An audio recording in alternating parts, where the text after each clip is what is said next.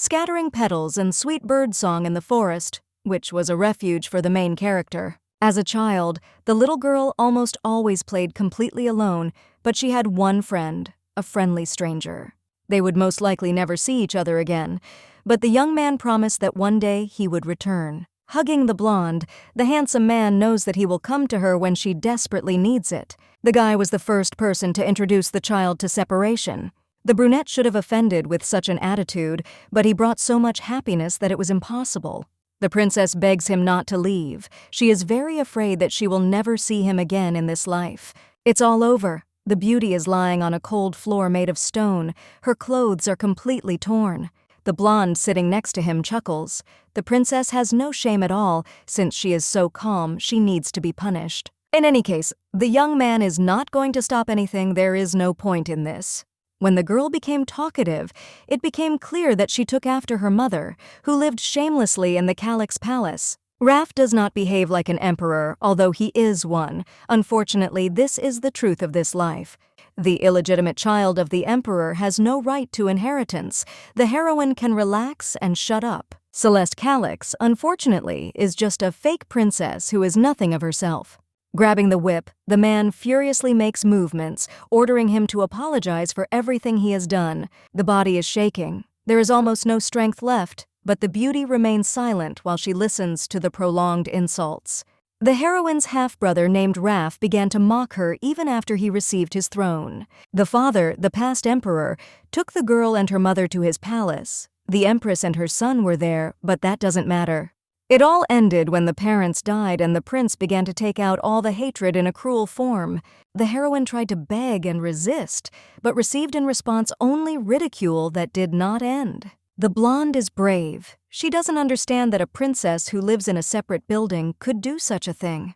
The young man stops when the pain already overcomes the mistress. She asks to kill her, but if he stops, this is not the end. Judging by the biting of his lip and angry eyes, it is clear that the man is clearly furious. The beatings could continue for a month or two. For some reason, throwing back the weapon, the blonde declares that he has changed his mind. There is no point in keeping Celeste here since she does not obey. The girl will be sent somewhere. A banquet begins today, which will last exactly 3 days, after which she will be released. This situation does not seem the worst, but according to the laws of the Empire, the heroine's ankles will be cut off. The expression on her face changed again. The beauty doesn't understand anything. It would be much easier to just remove her from the Empire without touching her legs. It would be appropriate to provide some kind of status and allowance, since Raf wants so badly to remove a member of the imperial family. Such punishment is only given to those who break the law. If the lady were just an illegitimate child, she would become a lady and leave even with all her limbs. The blonde is the only princess of the empire, so this is one of the mistakes made by the great emperor. The fact that an illegitimate daughter officially became a member of the family is a violation of the law and in a gross form. The virgin is not to blame. You can blame either the empire or, at worst, the fate that brought her to this place. The heroine came out of prison only after about 3 days, knowing that today or tomorrow she would lose her legs. The sunshine is too pleasant, but it is better to think about the future and the plan that would be worth making. The lady falls unconscious on the grass. Her body is too exhausted. She doesn't care about being expelled, but she needs to protect her ankles. The maid with tears in her eyes hurries to the princess. She again sees her back in a terrible state. Tarega applies medicine, but it is still not clear what to do. The girl is stuck in a separate building, where there is no one to ask for help. Raf is invincible due to his strength. The maid reports that some visitor has arrived. Looking up, 2 men in beautiful clothes stand in front of Celeste. They are obviously assessing their interlocutor. Getting ready to immediately defend herself, the woman asks how they got here. Outsiders are forbidden to enter the hut. A blonde with long hair notices that this is the fake empire. He is not shy about such terms. Since people have entered private areas, the best solution would be to tell about their personalities. The brunette represents Batizo, who is the ruler of the Kelenev Empire. Emperor Calyx told him about the house. Bowing her head before the great emperor, the lady sincerely asks for forgiveness for not recognizing him. Even ordinary nobles never came there. It's a surprise. A lady can't invite you in, but the king doesn't need that. Terkan, the servant, is about to leave, but he cannot help but correct the maid who believes that Kelenev is not such a strong state. Such an important person would not visit the princess just like that. It remains to find out the reason, which is hidden. The decision to ask the man becomes immediate. He, in turn, seems to have been waiting for it. His Majesty wants to attend the banquet with Celeste as his companion. There is no need to think for long. If Kelenev is stronger than Kalix, only Batiso can challenge Raf. The girl has no idea whether the Emperor came specifically for her, but she needs to get close to him. The brunette nearby decided to fully introduce himself. He arrived as an assistant to His Majesty. Turkan does not have a surname or title, so he can be addressed informally, simply by his first name. The girl doesn't understand. The hero doesn't look like a commoner, but, on the other hand, everything can be possible. The elegance of a handsome man leaves one feeling that he is at least an aristocrat or even something more. The young man turns and looks with a look full of love without saying a single word. Perhaps the only reason is that the girl hasn't seen anything new for a long time, so she reacts. The blonde has a feeling inside as if she has already met this person. She does not understand how to relate to this. The guy's hand reaches out to his face, and it seems that this is some kind of mistake. There is still a reaction. His cheeks turn red. Taking the leaf out of the hair, the assistant smiles, saying that he simply took out something that was stuck. For a moment, his gaze became so kind that the heroine almost confused it with something more complex than care. Turkan sees off the princess and her maid. A great banquet will be held in the palace. It seems that Raf mentioned something similar, but the lady remembers it too late. The brunette grins. Obviously no one was going to inform the princess, throwing her aside. News of the reputation has reached other countries, but to speak so bluntly is too much. The man seems to be familiar with the circumstances. Batiso's situation is different. The opinion will not change, and they will be together at the banquet in the main castle. The Emperor is going to cripple the beauty's legs and expel her. His opinion could not change in 2 days. While the lady was thinking about the reason, Turkan noticed a shabby dress and promised to send a new one. An outfit so worn out would not be suitable. After preparation, a servant would come for the blonde before the start of the banquet. The girl squeezes her hands forcefully and decides to ask the question. She doesn't know whether Kalix allowed her to leave the hut. Kelenev will not need permission. The Emperor's orders must be carried out at the click of a finger. The man's expression instantly became cold. This man definitely hides strength behind his smile. Only one thing is clear. Batiso is much stronger than Raf, so this can be successfully used to survive. The princess received an amazing dress embroidered with different stones in the morning. Tarega noted that they even brought a pad, which will significantly help to remain pain-free. While the girl goes to change clothes, she asks for information about that same king. The brunette heard that the man is a member of the Black Wing clan, which is known throughout the world. Blonde is aggressively expanding the territory of Kelenev, so there is a possibility of an attack on Kalix. The country is too large to immediately declare war. A little preparation for action will be required. The lady comes out from behind the screen. She needed help with the buttons, but she has no confidence in the outfit at all. Tarega is almost crying because such a robe suits the princess incredibly. Before, the clothes were not so wonderful. Madame's heart breaks when she sees how the girl is brought to pain and kept in a separate building. The lady's words always touch, but now is not the time to be moved. Celeste understands that everything is just beginning. Turkan has been standing outside the door and has been calmly waiting for the princess for about 10 minutes. There is plenty of time left before the ball. Coming outside, the girl asks how long he has been waiting, and at the same time smiles joyfully. People who say that clothes significantly change a person do not know that they are right. The servant meant it as a compliment. His Majesty was already waiting for his companion in the hall. Now is the moment of truth. You will have to get answers to your questions at any cost. Otherwise, there is no other way.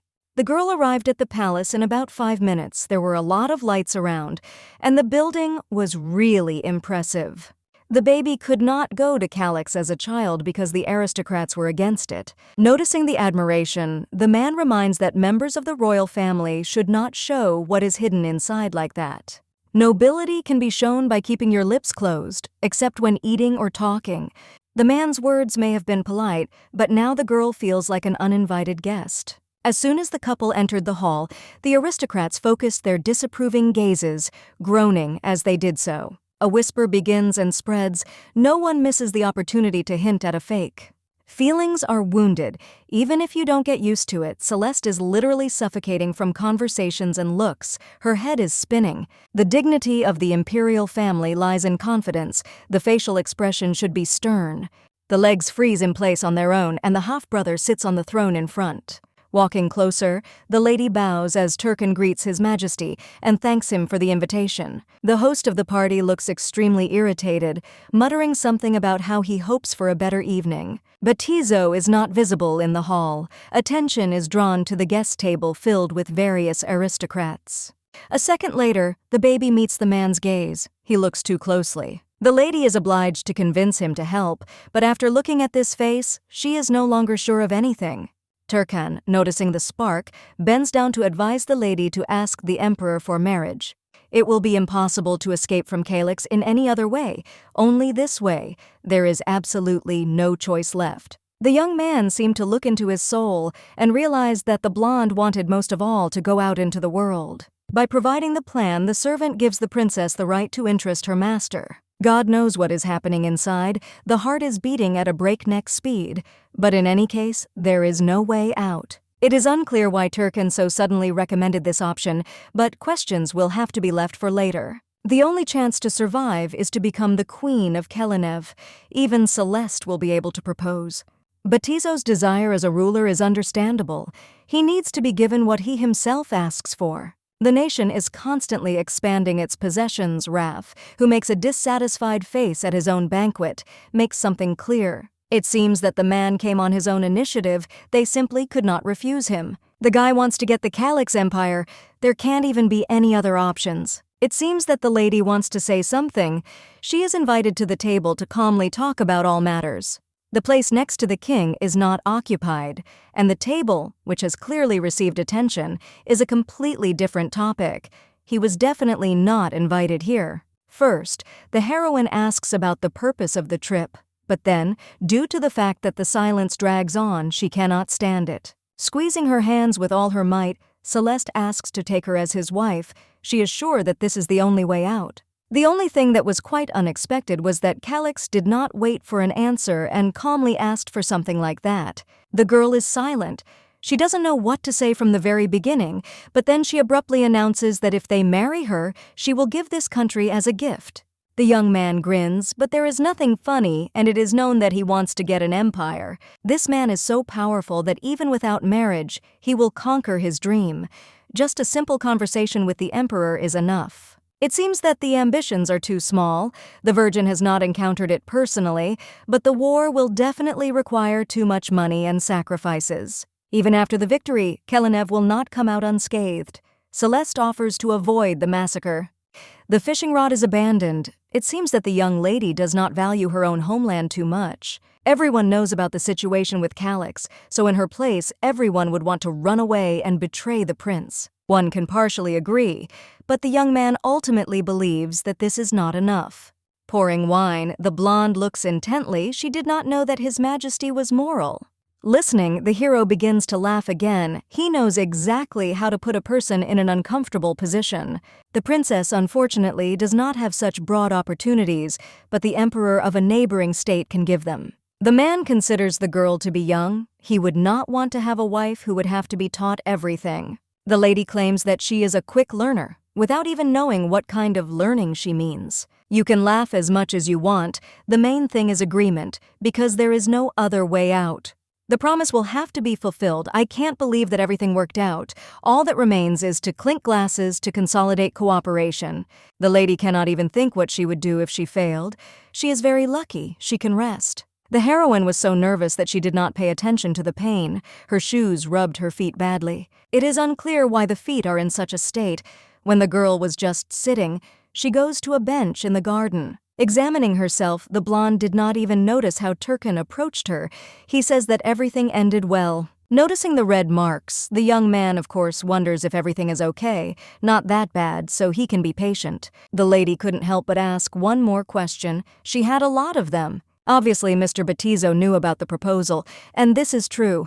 Only Calix himself did not suspect. The answer could change depending on what the heroine suggested. As expected, the hero was simply checking.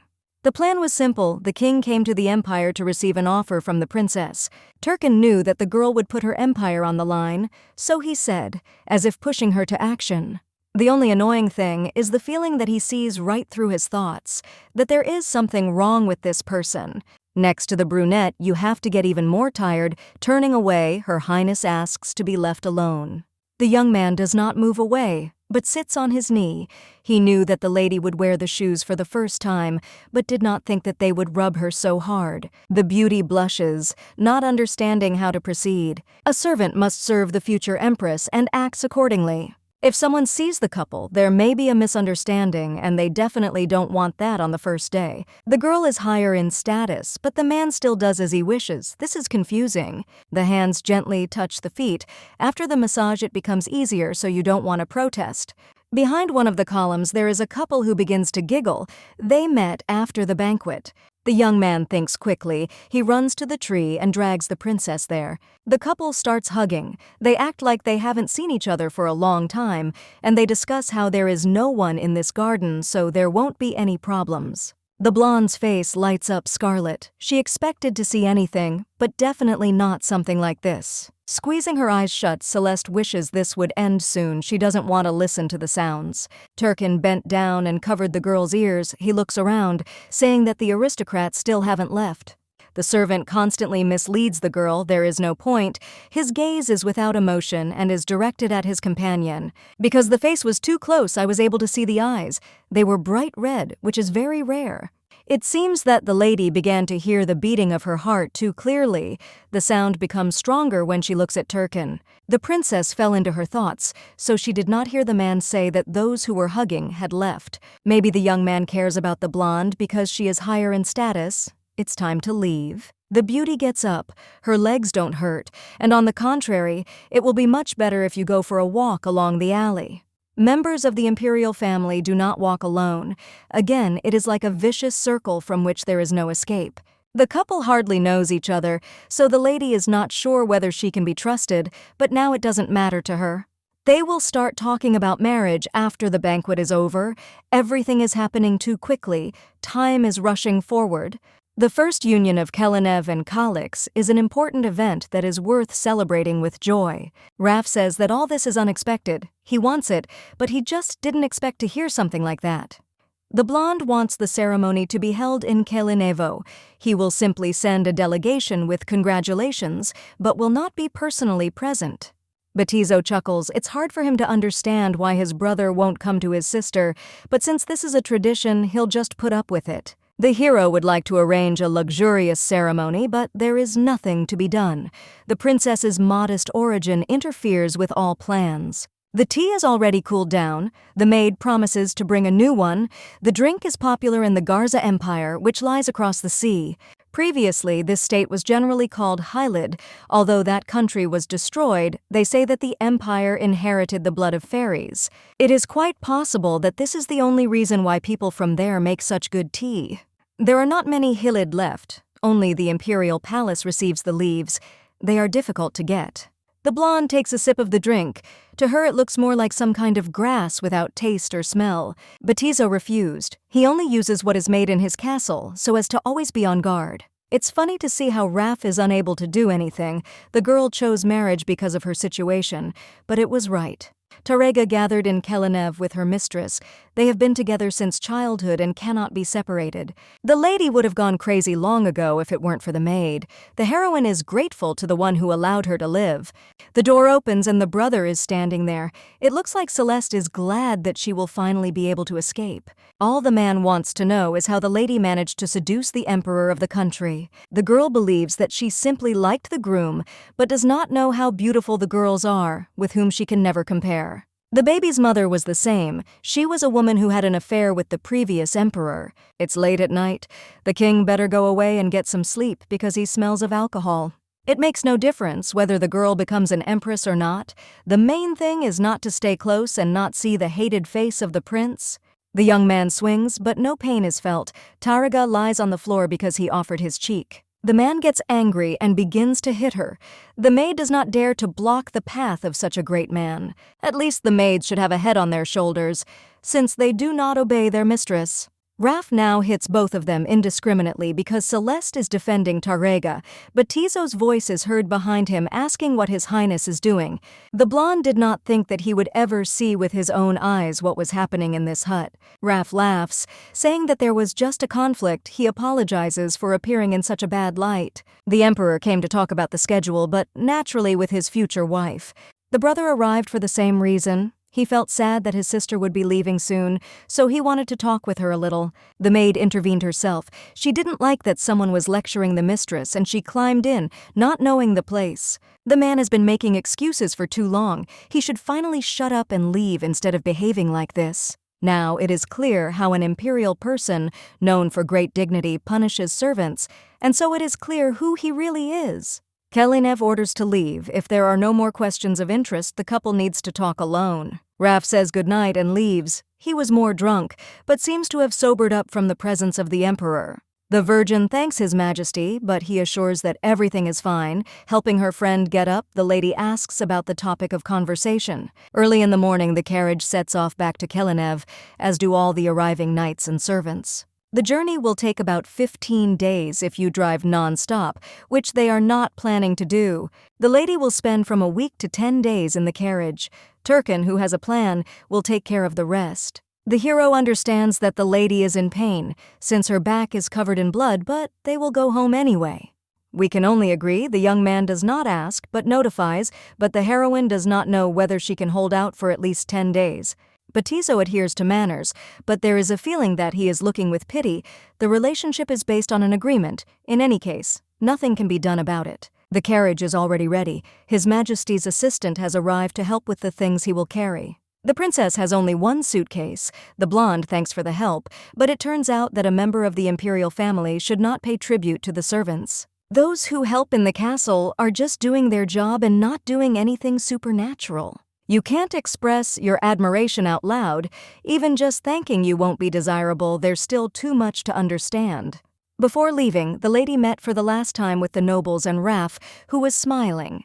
With a formal setting and royalty pretending to be angels, farewell was meaningless. The hero bowed down, wishing good luck in Kelenevo, and wished for death because he would certainly not be able to survive there. The Virgin will definitely be alive. She will return to the lands of Calyx to ask for the death of her mother. For now, it's best to focus on your future. Exactly 12 days have passed since leaving. Because of the wounds on her back, it was difficult to sit in the carriage, so the girl was asked to eat more. She took medicine. She could bear it. Mr. Batizo noticed that the bride looked a little healthier. Everything would be fine with her. The blonde has good stamina. This won't be a problem. It's nice to see a man after so many days. In 3 days of a quiet road, everyone will reach the kingdom. Turkin will take care of everything. As mentioned earlier, he turns out to be a magician of space and time. With fewer people and distance, it would be possible to move directly from one country to another. The girl doesn't even know the meaning of magic. Obviously, she hasn't received the necessary education. There is a lot to learn, but this does not mean that it will be something unrealistic. You will have to concentrate. The heroine did not hope that they would become closer, but the Emperor is still a very cold person. Virgo doesn't understand how long they've been traveling. It's as if she's lost in time. There are no more pills and ointments. Her strength is getting less and less. Outside, an order is heard for everyone to stop. It doesn't look like the carriage is in place. Then something happened.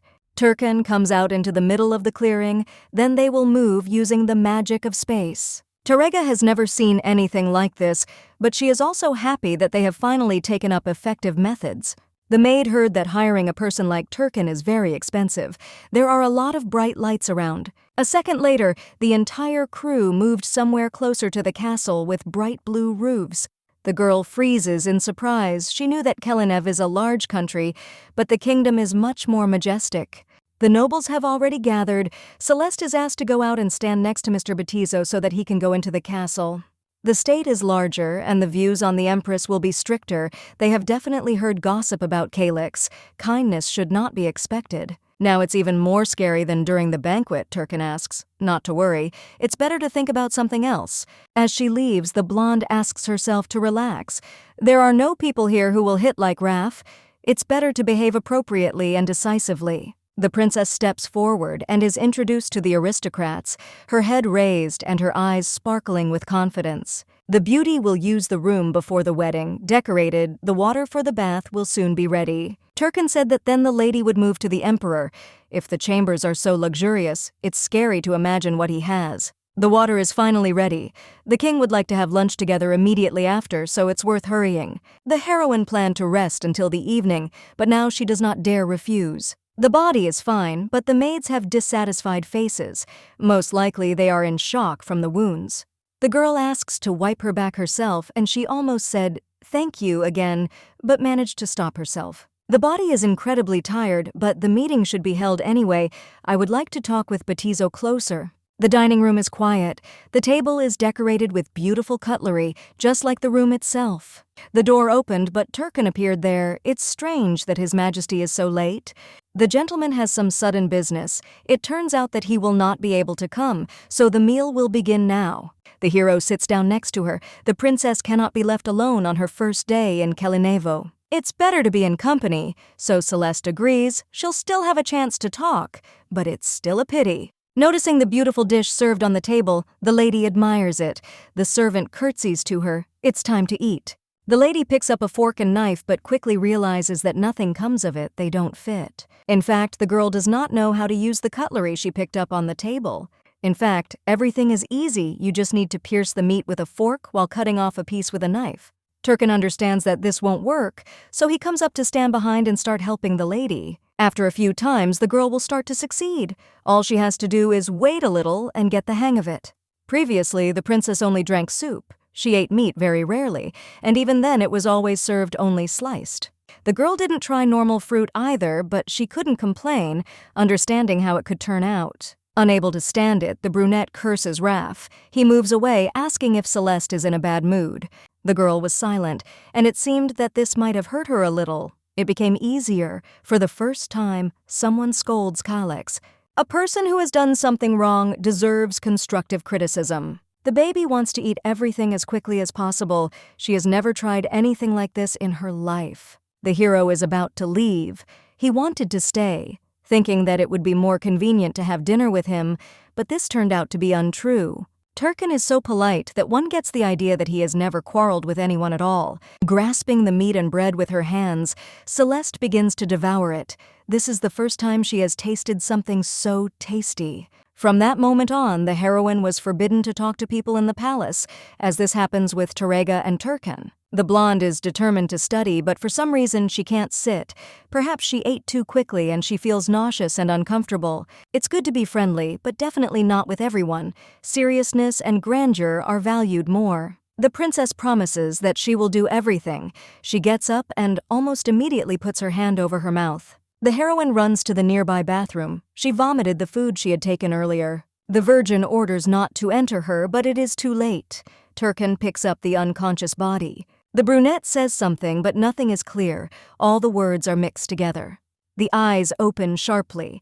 The heroine doesn't remember anything at all, and all she can do is look around. The location is a new bedroom. It seems that it is already morning, and therefore it is clear that a whole day has passed. Celeste called the maid to bring water. Breakfast is also an important part of the day, but first the lady asks about His Majesty. The king ate early and began his duties. They should have been together. But no, the only thing the lady wants is a light snack. She asks to bring it when it's ready. There are a lot of goodies on the plate. Not confident in her abilities, the princess asks what will be done with the leftovers. Having learned that the servants are taking the rest, the girl asks to leave only bread and soup. Unfortunately, you cannot give away food. If there is too much left, the kitchen will be reprimanded. Now Celeste again feels that being a princess is an extremely tiring task. Turkin came to ask about his well-being. It seems that the future empress caused him problems. The tea in the cup turned out to be the same as what Raf offered at Batizo Castle. The aroma and taste depend on who brews it. It seems that the servants at Kelinev Castle do it better. It turned out that the butler himself made the drink. The Hylids do best with this type of grass because they grew it themselves. The baby remembers that this clan was destroyed by the Empire about 100 years ago. There are few Khalids left and not everyone is so skilled. It seems that the lady has memorized everything. She just has a good memory. Now only the origin of her friend is important. It is written on the princess's face that she wants to know why such a person serves Batizo. 5 years ago, the hero helped a gentleman who found himself in a dangerous situation on the battlefield. He saved the king because he is a capable man. Finishing the story, the man talks about the problem. It turned out that the nobles are strongly opposed to marriage. It will be a little difficult to have a wedding on the planned date. It's all because of the bride's background. She's fine. She didn't even think about putting forward any conditions. In Calyx, the nobles also talked a lot about how Raf could not strengthen his position because of his sister. The princess is not real, just a fake that ruins the lives of everyone around her. The ceremony will drag on, but the gentleman will still keep his word no matter what. Deciding not to dwell on the bad, the girl asks what Turkin said in that bathroom. The young man smiles. He simply called her princess. It's hard to believe what he said. There was something else. The girl sits in the same dining room opposite her future husband and glares at him. The little girl wanted to see the man, but when the meeting was organized, she felt awkward. Batizo is silent but starts the conversation first. He remembers how Celeste promised that she would learn everything quickly enough. The aristocratic part was very much against the princess. The king tried to convince them, but they set conditions. Everyone as one wants the girl to receive an education worthy of the empress of this empire. In a sumptuous hall, the two discuss the education required for an empress, which includes history, politics, geography, economics, and etiquette, everything needed to rule. A woman with a serious expression notes that there is one more important point in her training and emphasizes that there is a lot to learn. She ponders why it was necessary to mention this last point, coming to the conclusion that it is not the most important on the list necessary knowledge and skills. The beauty sitting at the large table says that if she successfully completes her studies, they can get married. She emphasizes that she must keep this promise and reminds that Batizo is also obliged to fulfill his part of the agreement. The interlocutor assures that starting tomorrow, the beauty will have a teacher in various disciplines, providing a comprehensive education. The girl silently accepts this information, reflecting on what she has heard.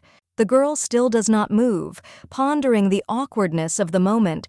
She remembers that such situations did not arise with Turkin. She is bothered by the silence, which makes the situation even more uncomfortable, but she continues to eat dinner, trying to hide her feelings. A man, holding a glass in his hand, asks a question about whether she likes the food, noticing that she eats reluctantly. Celeste, surprised by his attentiveness, replies that he notices everything, realizing that his attention to detail does not escape her. The hero understands that the girl still eats and urges her not to observe excessive etiquette, but to simply talk about her thoughts. She, a little embarrassed, explains that she doesn't eat not because of etiquette, but because yesterday she ate a little too much and is now trying not to eat too much. For food. Slightly hesitant, the beauty with a hint of embarrassment in her voice asks if she can look around the castle.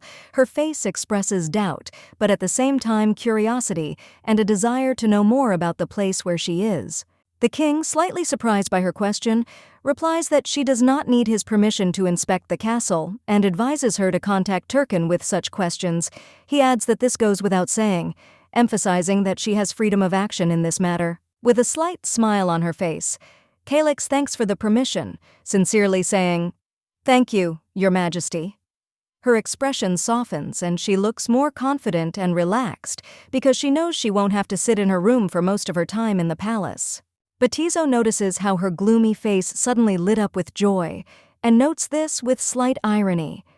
The girl, slightly embarrassed, mentally scolds herself for showing emotions, remembering Turkin's advice to keep her lips compressed and not show her feelings so clearly.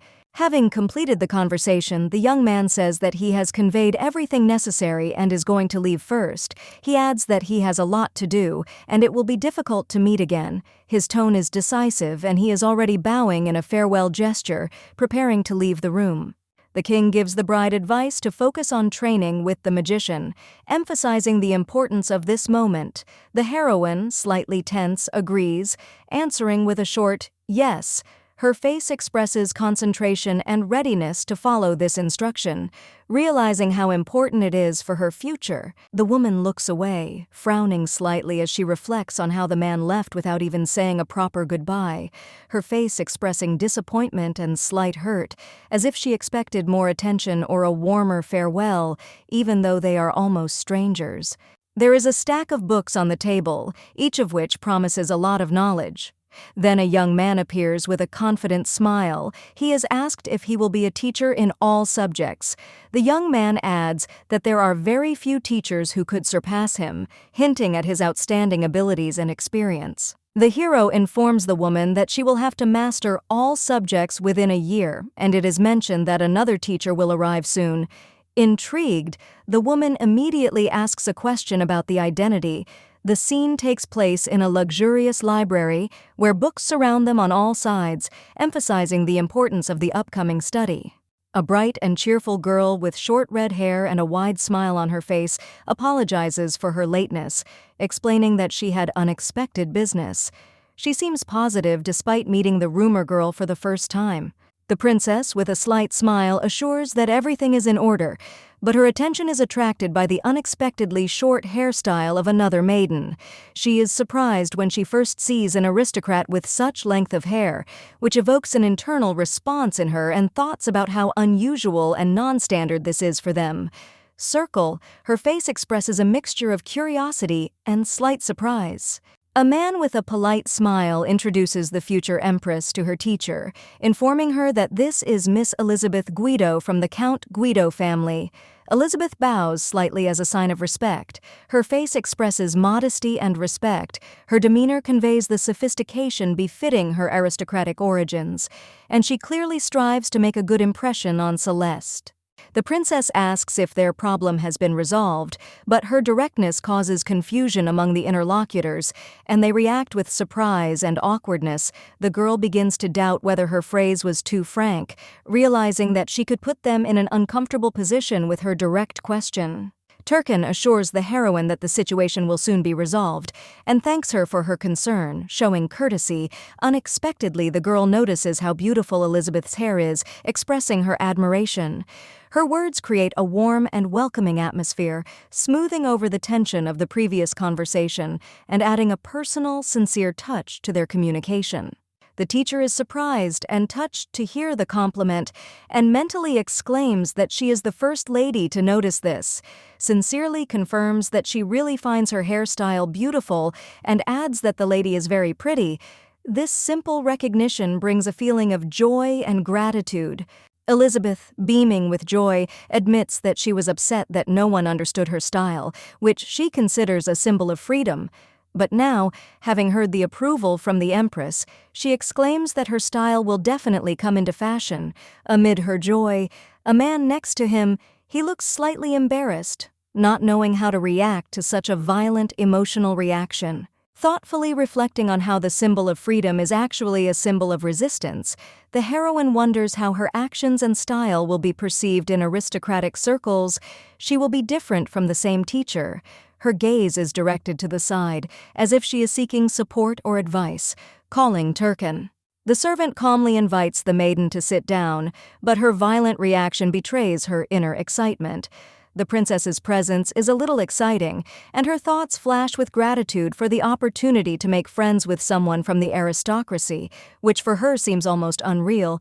These mixed feelings are reflected on her face, creating a contrast. Celeste, smiling, asks Elizabeth what subject she teaches, but the man interrupts, as it turns out the girl is not here as a teacher, but as her personal maid, although initially it seemed that she would teach. But having heard this, she turns away a little irritably, and emphasizes her with an angry expression on his face. At this moment, the situation takes an unexpected turn, and the tension increases slightly. The princess, with a slight smile, offers to wait while the servants make them tea, to which she receives a short affirmative nod. During the tea party, she notices Elizabeth's closeness to Turkin, which arouses her interest. These two definitely have a special relationship.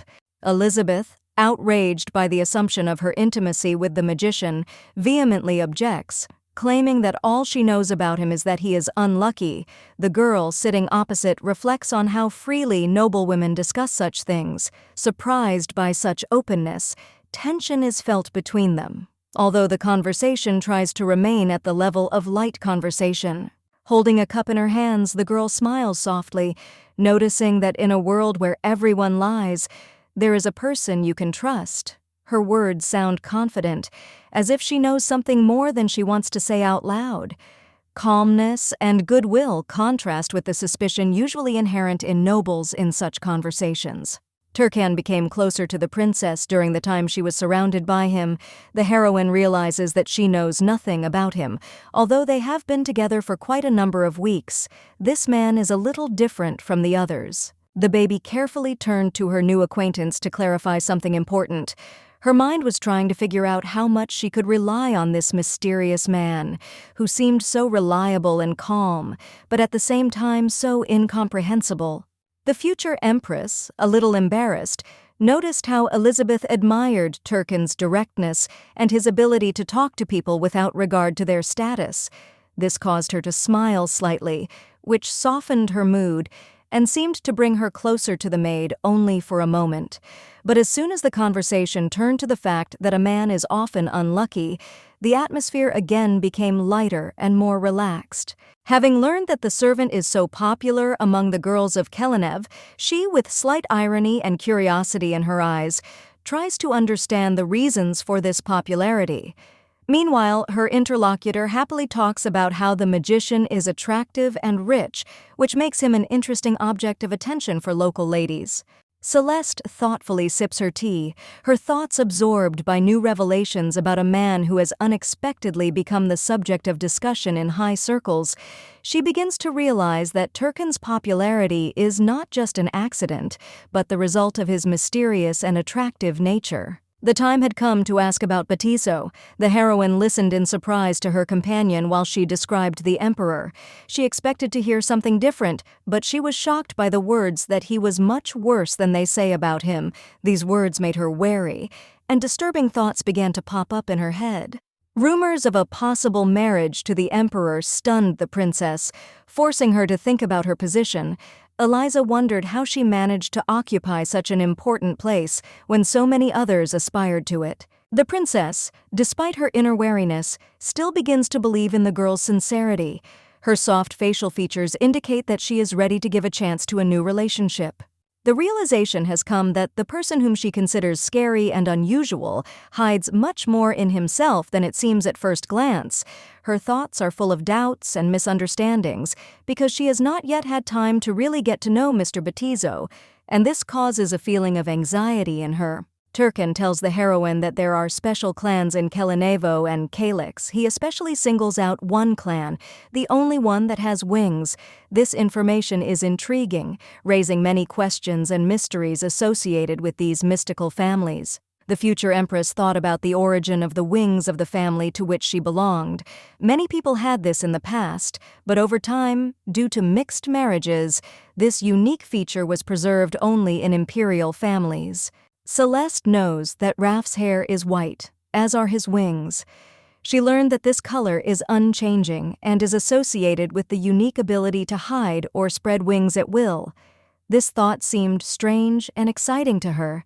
The man reflects that even in the imperial family, wings do not appear at birth. Usually such people, unfortunately, hide their true characteristics by remaining somewhere in the shadows. Until the age of 12, only wing marks remain on the backs of children from the royal family of any country, but after that they begin to grow.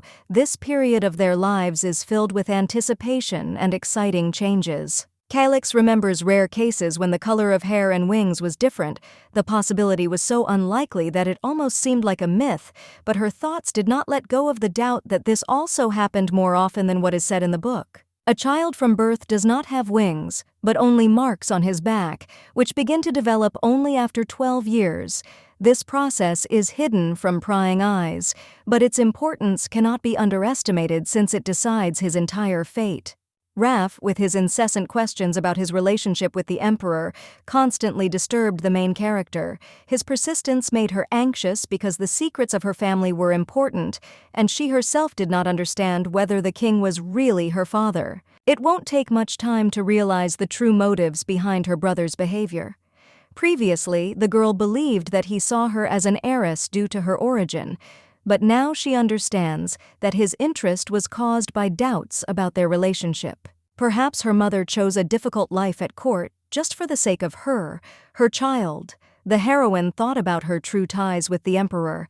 Because the woman had to sacrifice a lot to preserve her daughter's position, reflections lead her to a new understanding of her role and responsibility in this difficult world. The main character is gripped by anxiety and doubts. The question flashes in her head: why her hair and wings are not golden like those of real members of the imperial family. Doubts undermine the strangeness of the situation, and she begins to look for answers to questions that may change her whole life. Hiding his embarrassment, Kelestivi tries to make fun of him, noting how much Turkin can do. Her sudden curiosity makes him smile, and he, holding back his laughter, calmly replies that he also has shortcomings. She is still wary and decides to clarify. What is the difference between inability and shortcomings? For example, what are your problems? The answer evokes a warm feeling, and he is ready to share something personal, even if it is just a list of weaknesses. The magician, a man who has always been so confident in himself, now asks only one thing: not to hate him after the truth that he tells. The interlocutor sees how he is sincerely worried and understands that behind his mask there is something more than it seems. Leaning towards the girl, he restrainedly admits his shortcomings, fearing that she might hate him. The lady, a little stunned by his frankness, answers with a touch of irony, trying to understand why he himself is turning her against himself. She looked at him with a slight smile. Her eyes shone with a warm light, reflecting quiet determination. The thought slipped into her thoughts that she could not hate him, because it was he who saved her from a terrible fate. Even if the new acquaintance was cold or harsh, she knows that her gratitude is deeper than any pain. The girl sat, smiling slightly, not taking her eyes off him. The warmth of the words spoken with such ease touched something inside Turkin. He felt an incomprehensible warmth for which he could not find an explanation.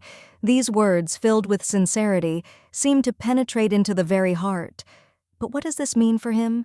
Can he respond in kind?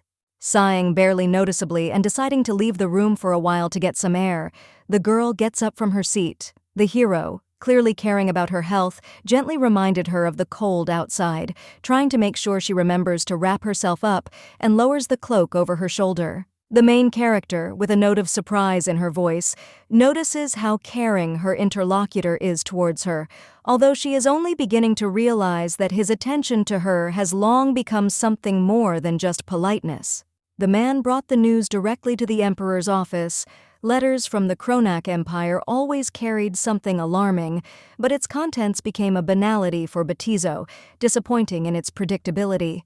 The prince looked at his interlocutor with a dissatisfied expression.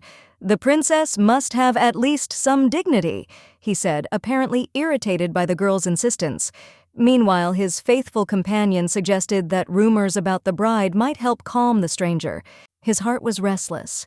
Despite the coldness of his words, he was clearly worried about the possibility that the obsessive princess would continue to hope until he got married. The hope of rumors is the last to die, so he can only wait.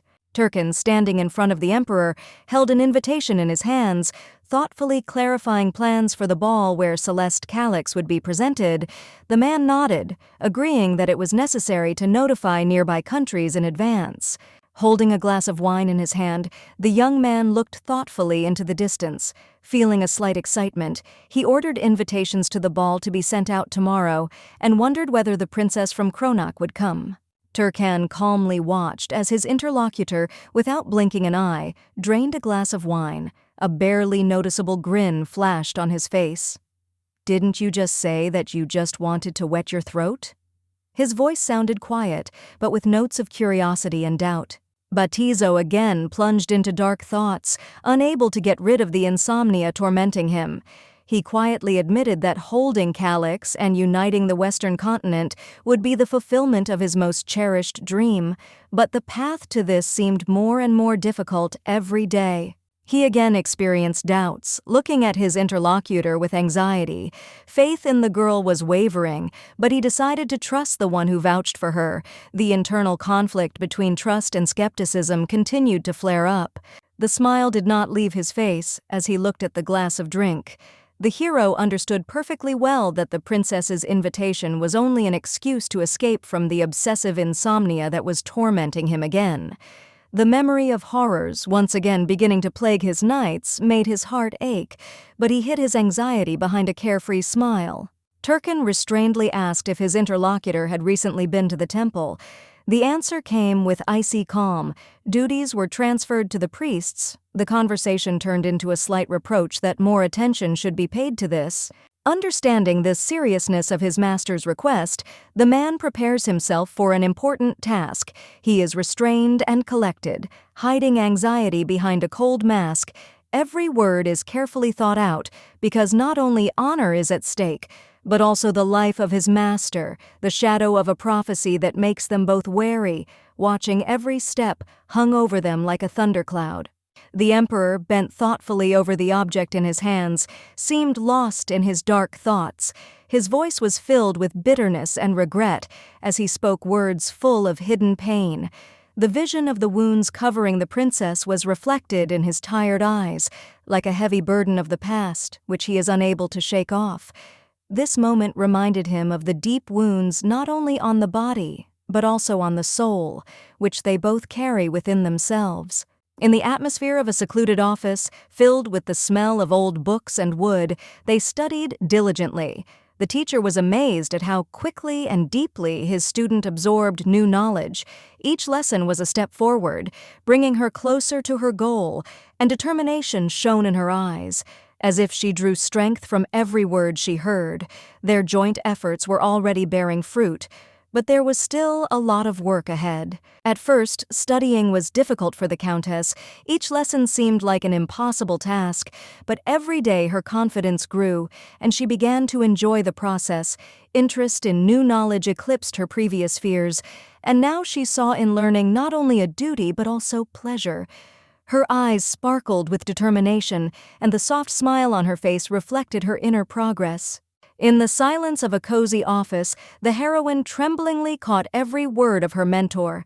Diligently immersing herself in her studies, gradually her confidence grew, and her studies became more and more interesting, turning the days into a series of discoveries and joy. After lunch with her friend Elizabeth, they enjoyed tea, forgetting about stress, and in the evening they invariably dined together with Turkana, creating a ritual that filled her day with peace and comfort. The magician tried to support the princess so that she would not feel lonely. Their dinners together became not only a tradition, but also an opportunity to consolidate her knowledge. Turning evening conversations into a pleasant repetition, the girl animatedly shared what she had learned during the day, finding in it not only benefits, but also pleasure. The hero is silent, but then decides to ask the princess what she would like. He emphasizes that she can choose anything, and the servant will fulfill it. In the silence of the evening meal, the princess is lost in thought.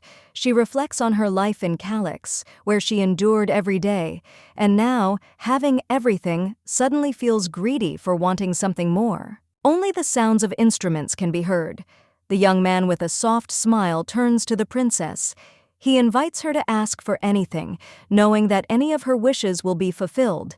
The heroine, shyly avoiding his gaze, admits that she would like some money to buy a gift and permission to leave the palace. The room is dimly lit, creating an atmosphere of privacy.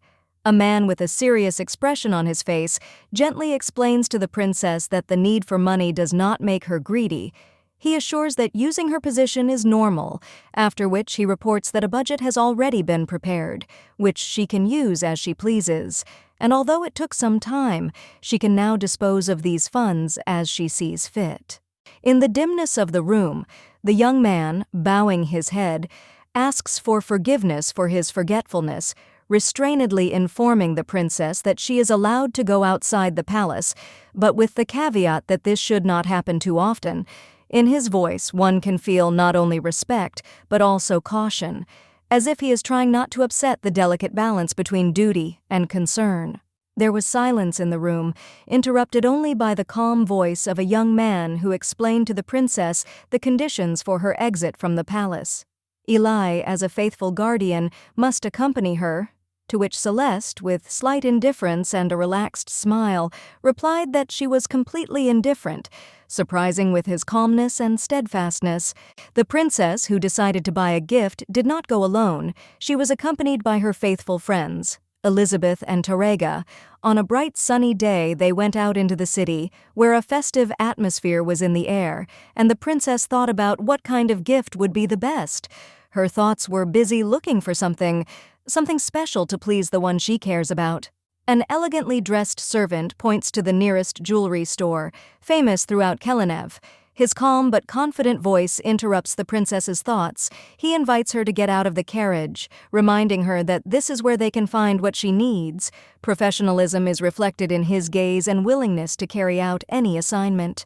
Turkin and the princess entered the jewelry store. The seller, noticing them, warmly turned to the young man, surprised that he was seeing him again. Having learned about the presence of the future empress, he immediately apologized, realizing that in front of him was the future face of the empire. He was embarrassed, but with pride praised his store, assuring that this is where you can find the most beautiful and valuable jewelry. The old man, putting on a smile, invited the guests to look at the newly arrived diamonds from Karsa. He offered to do this while tea was being prepared for them, trying to please the important visitors. His professional friendliness was clearly attractive. When the jeweler opened the exquisite box in front of the princess, she gasped in surprise. "Diamonds from Karsa?" she whispered admiringly, looking at the jewelry, but the mention of Karsa immediately awakened alarm in her heart about Turkana. The best decoration of the store is displayed in the window under the soft light. The servant standing next to the princess looks at her with a smile. Celeste exclaims in admiration how beautiful the decoration is, and immediately asks to buy it. Kelenev, looking thoughtfully at the decoration she has chosen, quietly says out loud her doubts. Will the person for whom she chose this gift like it? A slight concern is reflected in her eyes. Turkan, with a slight smile on his face, notices that the princess's choice is really good, but warns her that the person to whom she intends it may not like the jewelry. These things are more to the liking of girls. In the silence of the store, the princess, having completed her purchase, glances at the display cases. She wonders if she should have chosen something more beautiful, because the more she looks, the stronger the desire to buy even more jewelry. The boy, screaming, runs through the store. His face is distorted with fear and tears. In desperation, he calls his mother, clutching something important in his hands. The heroine, watching this scene, freezes in amazement. The child screamed loudly. His face was flooded with tears, and he called his mother, watching him from afar. The heroine recalled how her mother always put her in first place. Their life then was poor but calm, and these memories made her nostalgic. She missed those times when her life was simple and carefree, when all she needed was the love of her loved one. The girl clearly understands that something inexplicable happened that day. Full of determination, she swears that upon returning to Calyx, she will find out what really happened on the day of her mother's death. The main character, stopping near the display case, notices a ring with a bright ruby. Its dazzling shine immediately attracts her gaze, and she cannot take her eyes off it. Her thoughts are filled with a premonition that this jewelry carries something important, something from the past which she could never understand. The girl looks at the beautiful ring with excitement. Her thoughts about the price are interrupted by a question addressed to Turkan. He replies with a smile that everything at Louise is always expensive. The old man, with a kind smile on his face, offers the princess a special discount if she liked the chosen decoration. His words, full of respect and cordiality, sound like a sincere offer, caused not only by politeness, but also by sympathy for her. The light from the window gently illuminated the display case, drawing the eyes of the future empress to the exquisite necklace. She doubtfully asked Turkana if it was too expensive, to which he replied with a smile that everything in Louise was worth the money. At that moment, the elderly salesman, Noticing the princess's hesitation, he offered her a special discount with a smile. The princess sat next to the maid on a luxurious sofa. They were surrounded by the warm rays of the sun penetrating through the large windows. With tenderness in her voice, the heroine thanked the brunette, who was always there and looked after her. With a touching smile, the princess recalled her childhood years when Tarega, despite meager food supplies, always shared her last piece of bread with her. Their relationship was filled with warmth. These memories became for the princess a symbol of love and devotion that she will never forget. In a spacious and luxurious room, decorated with gold accents and sophisticated furniture, the princess sits opposite Tarega. With gratitude in her eyes, she says that she would like to do at least something for the girl in response to her concern. The woman, worried, replies that nothing gave to the princess and feels embarrassed by such a gesture. The princess's words fill the room with warmth and gratitude, reminding how important it is to care and consider each other even in the highest position. The woman cannot help but admire how she has grown. Her thoughts return to those times when the girl was very little, and this makes her quiet sadness and pride at the same time. The words of the maid, full of love and nostalgia, emphasize how quickly time flies and how precious is every moment spent with loved ones. A young heroine in a chic dress suddenly finds out that she has been invited to dinner. She is confused and does not know what to wear to impress. Her face expresses doubt, but determination grows inside. The inner experiences of the lady, shrouded in flowers, break out. She suddenly realizes that she wants to change clothes before dinner. Embarrassment and misunderstanding of her feelings overwhelm her mind. The room is a little dark, and only the faint light of the candles illuminates the face of the main character. Celeste cannot get rid of anxiety. Despite all her efforts to calm herself, she worries that she came too early, and thoughts about the upcoming conversation with the Emperor do not give her peace. The main character, holding back her excitement, bowed in respect before a man in a strict military uniform. In front of her stands Batizo, the great leader of Kelenev. His gaze is calm but full of hidden strength. The girl, feeling the growing tension, which is already enough, quietly exhales and presents his first and last name as expected in high society. Batizo, slightly narrowing his eyes, looks wearily to the side. His long silver hair falls softly onto his shoulders. He offers to abandon formal greetings, admitting that this makes him sad. His words sound calm, as if reflecting inner fatigue and a desire to get rid of painful conversations. On the table in front of Calyx, exquisitely presented dishes sparkle under the light of candles. A delicious smell wafts in the air. A young man holding a glass of wine draws attention to a recent trip outside the castle. There is a slight interest in what attracted her attention outside the walls. A girl being under his gaze, she feels that her every step and every action is subject to his careful observation. The girl, smiling slightly, calmly explains her recent departure from the castle. She mentions that she wanted to buy something and therefore decided to go. She has to try to remain at ease, but inside she still feels the tension from talking with her future husband. The Emperor invites the bride not to bother herself with shopping trips, hinting that she can call merchants directly to the palace. He notes that studying can be difficult, and she should sometimes go out into the fresh air. But if the need arises for additional funds, he suggests contacting Turkan. The interlocutor wearily replies that she has already received enough.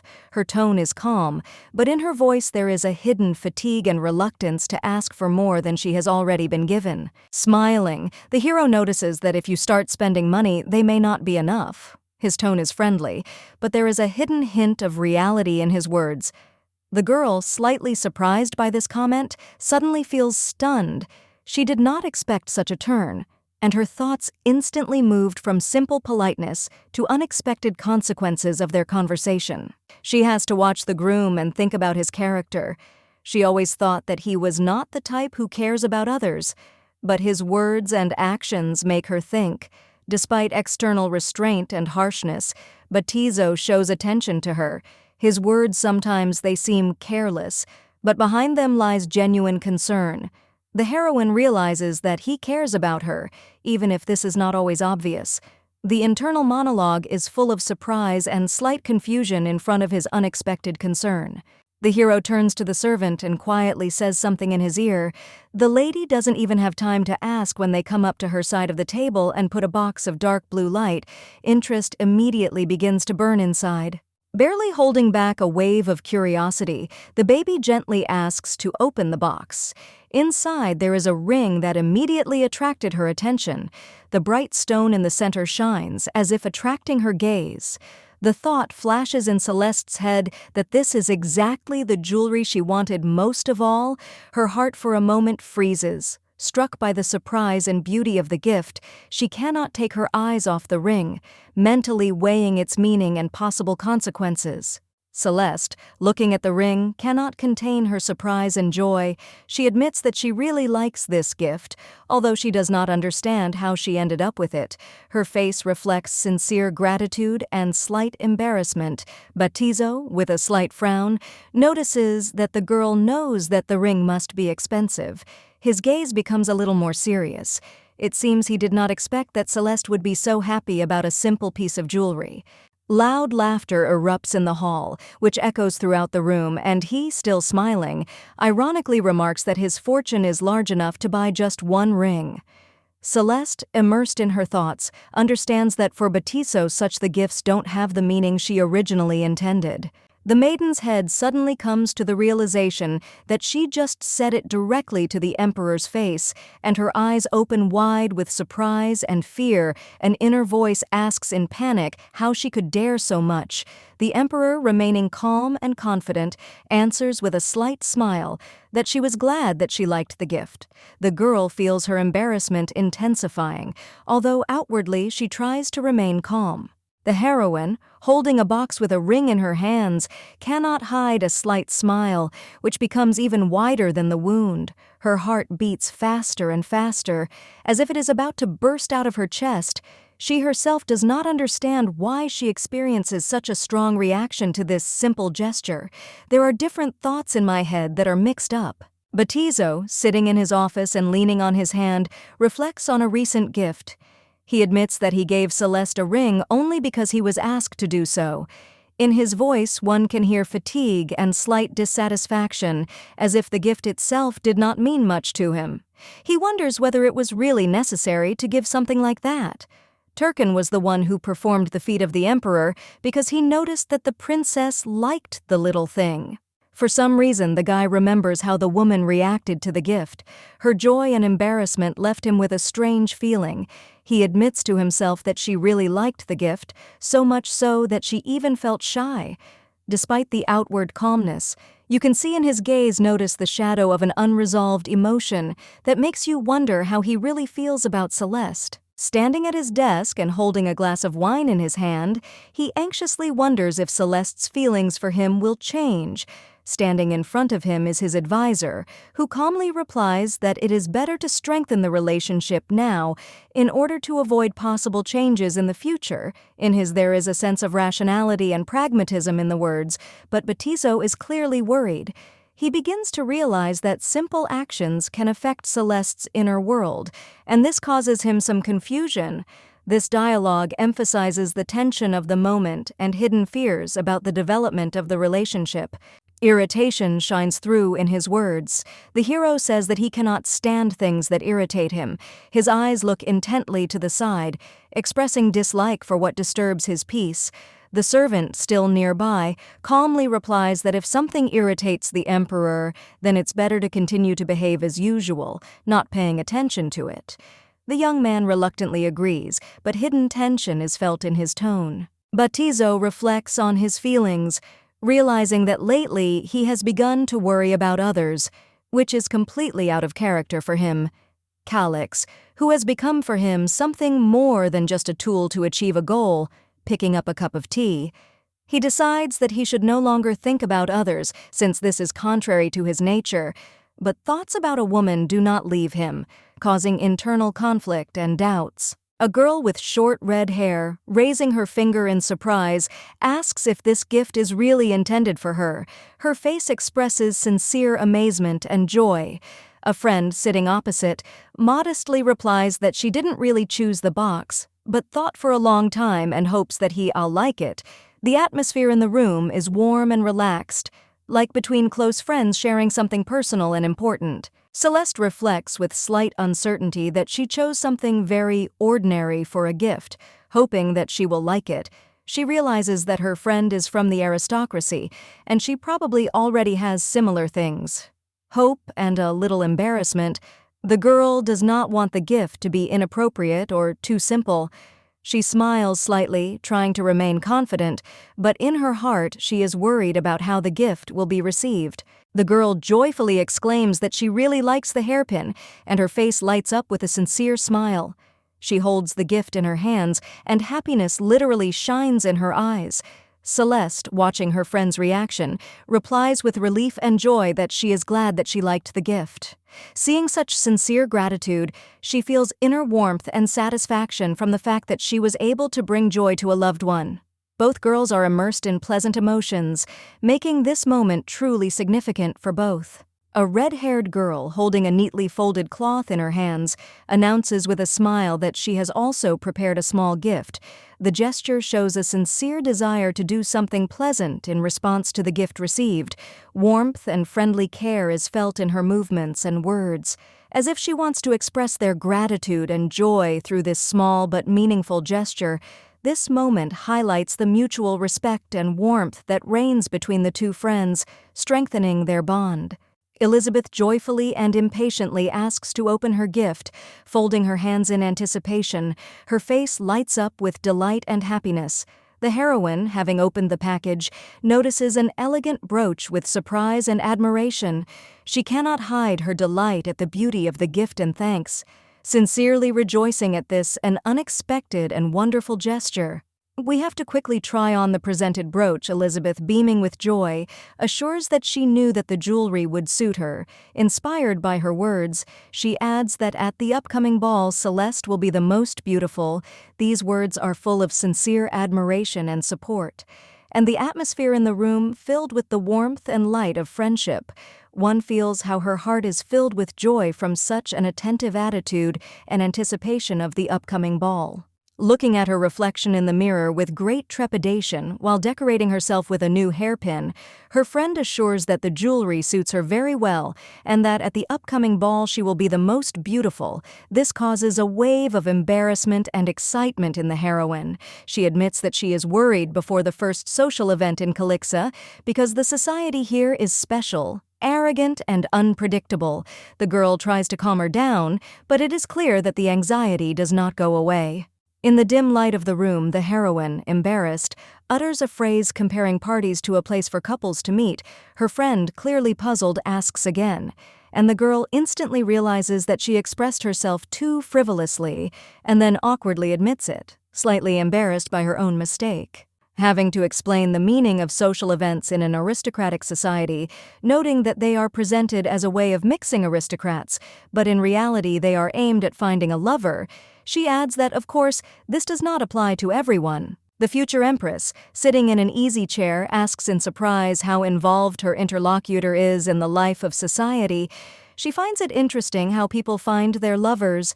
Meanwhile, the girl admits that she sometimes attends events, succumbing to family pressure and not of her own free will. A girl with red hair energetically and excitedly declares that for the sake of true love, she is ready to leave the house, but admits that she does this infrequently. In her opinion, it is impossible to find a true feeling in this place, and her words are full of determination and despair. Celeste looked in the mirror, reflecting her doubts about the upcoming ball. Her friend tried to calm her down, assuring her that true love did not need to be sought on purpose. It would appear on its own. But she herself had not yet met her fate and still felt nervous about the unknown. "I remember that I already managed to meet my love once, but the engagement was called off when her ex-fiancé got another one." She sadly admitted this, feeling the pain of betrayal. Sitting in a cozy living room, the girl reflects on fate. Her ward says that her and His Majesty seem destined for each other, but is there any other way to explain that he decided to get married? One has to wonder what makes a person change his decision so dramatically, and not other than fate. A friend confidently says something about a connection by fate, and these words echo in her heart. I can't believe that fate could play with life like that. Memories of the ring she received the day before resurfaced in her memory, making her heart beat faster with every heartbeat she felt, as hope flares up inside her, filling her thoughts with quiet trepidation. A young woman, standing in front of a mirror, thinks deeply about the meaning of her feelings. Perhaps she attaches too much importance to events, but despite this, her heart begins to beat faster when she thinks about him. A man in uniform who seems to occupy everything. Her thoughts symbolize the object of her feelings. She cannot stop thinking about him, and these thoughts only make things worse. The dance lesson began. The girl tried to follow the instructions. 1, 2, and quickly move her left leg back, but her consciousness was too far away. The teacher gently reminds her exactly how to move and how to adjust her movements to her benefit. Understanding the tension that does not give calm down, the young man assures that everything will be easier very soon. The young lady tensely followed the movements, trying to repeat the steps. Turkin, noticing that now nothing will work out, suggests concentrating on dancing, because on the day of the ball the nerves can fail even more. Then irreparable things may well happen. The hero, with a serious expression on his face, warns that on the day of the event, the friend will worry even more, and if the situation is not changed, she may be laughed at. The woman politely suggests cutting back on other lessons and devoting the day to dancing in order to prepare for the important event. The character sadly reflects that despite her academic success, she struggles with dancing. No matter how hard she tries, she has invested a lot of time in training, achieved excellent results, but her body does not listen when it comes to physical training at such a high level. The teacher delicately directs the movements of his students, asking them to step back with their left leg and relax. He warns that the mind can play a cruel joke, therefore it is important to prepare in advance. The student tries her best but is internally worried about her results, realizing that her body is not always obeys. However, she continues to work hard following instructions. Celeste dances with a young man who sternly points out her mistakes in her movements. She feels awkward, noticing that he is getting too close and tries to maintain a distance, which in the end only decreases. The dance teacher corrects the student with a serious look, drawing her attention to the fact that her legs are again frozen, as if rooted to the spot. He advises her to relax, but then notices that she is making too much effort. Despite her efforts, her movements are still tense and lacking lightness, and this causes him slight anxiety. The man notices that his partner is making too much effort, and her posture is unstable. He suggests first practicing relaxation. She listens to his advice and tries to relax in his arms. The guy quietly and confidently asks his girlfriend to put her head on his shoulder and hug him with both hands as part of the exercise.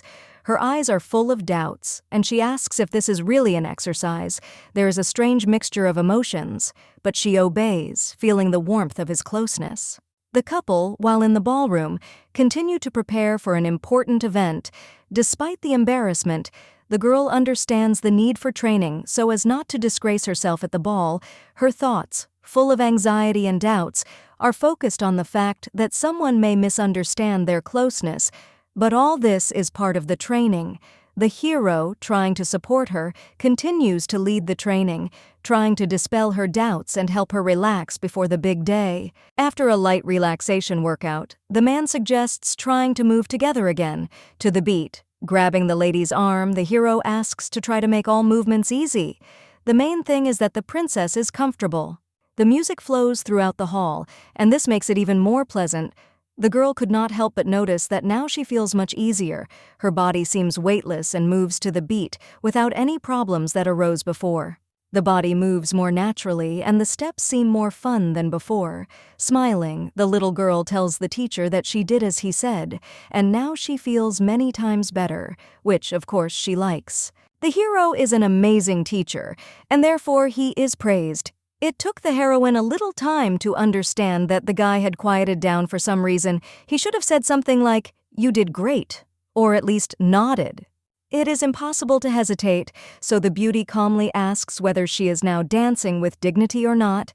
For some reason it seemed to the beauty that the technique had improved at least a little. The body was not so numb. The hero refused to even look at the pose.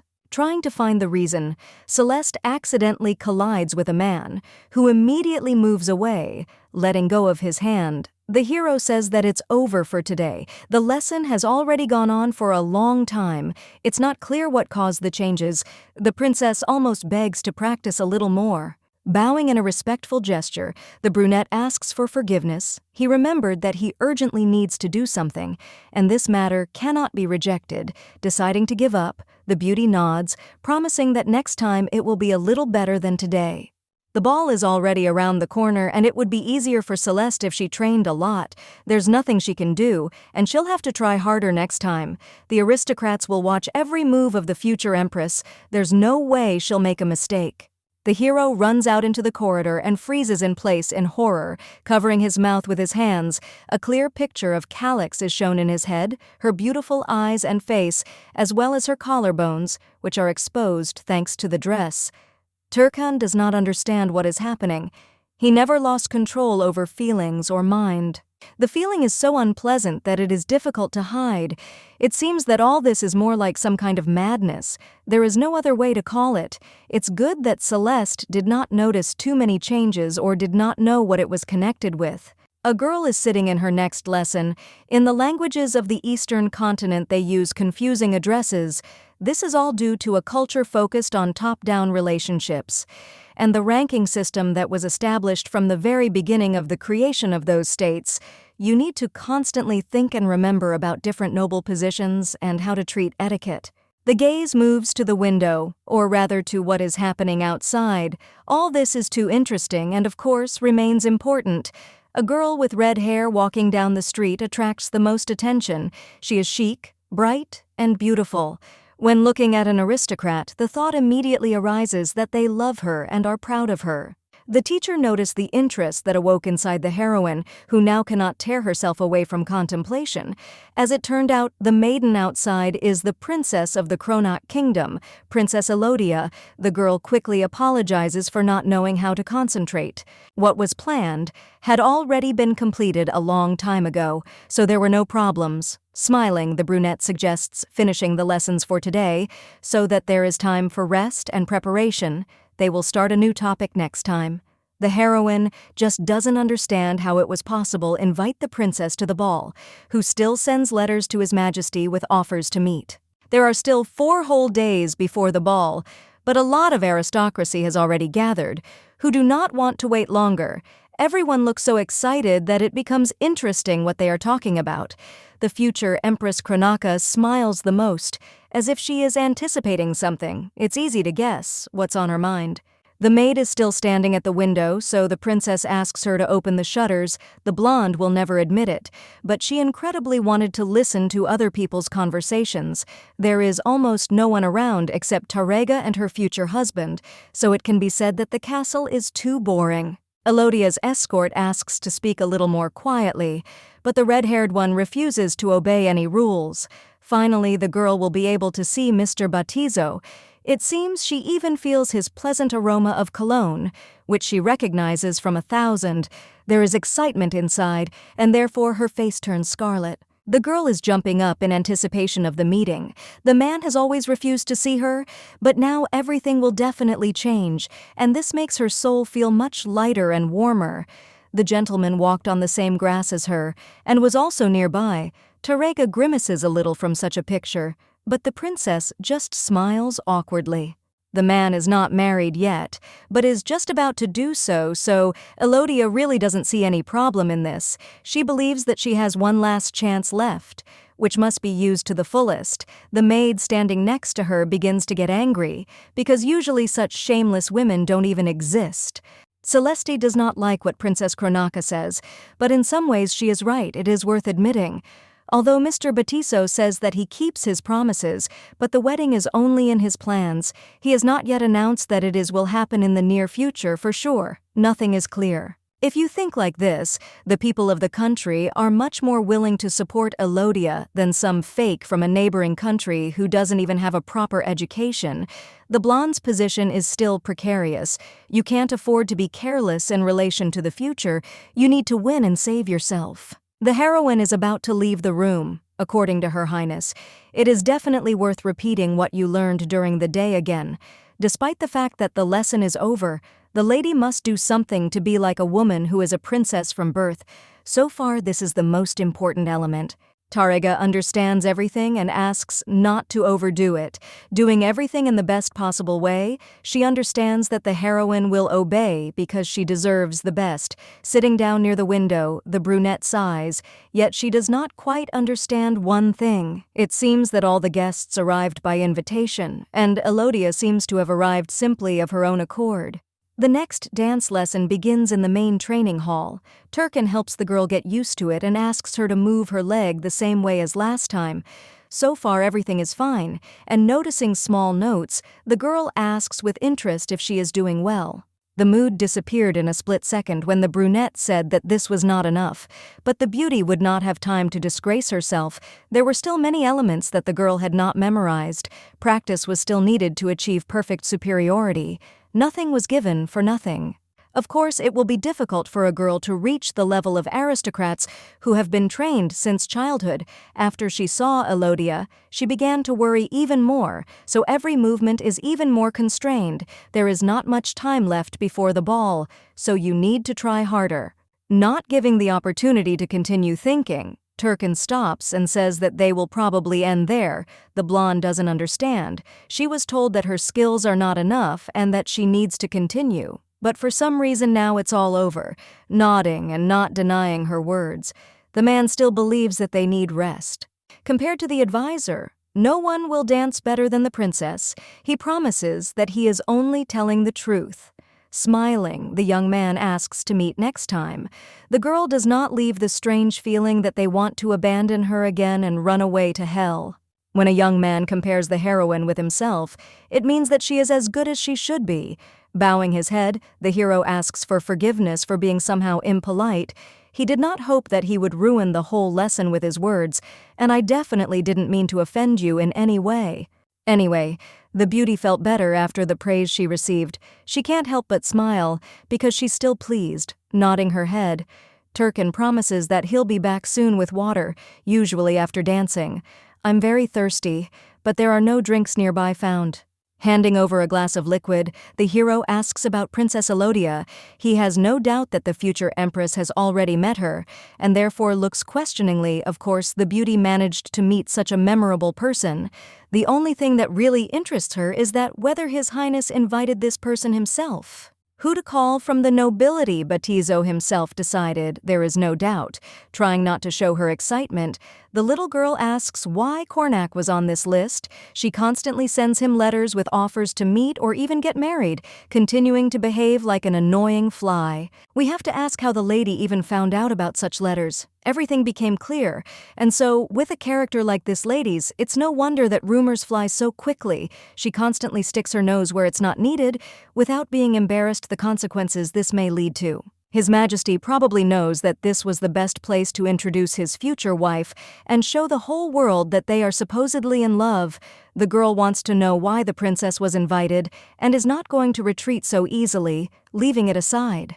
At first it may seem that the blonde is worried, but in fact she is wondering if she needs to know something that is hidden from prying eyes. Batizo ignored his friend and continued to send letters, so he invited her in the hope that in the end the lady would finally will retreat as soon as he sees an idol that cannot be disturbed. The girl doesn't look like a person who can somehow change her mind and her obsession.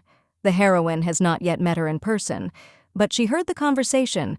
She thinks that the lady is unlikely to let Batizo go and, in addition, will start a real fight for her love. The brunette chuckles and thinks about something. All this could be true. The girl begins to worry even more. There is no need to say it, as if it's not even her business.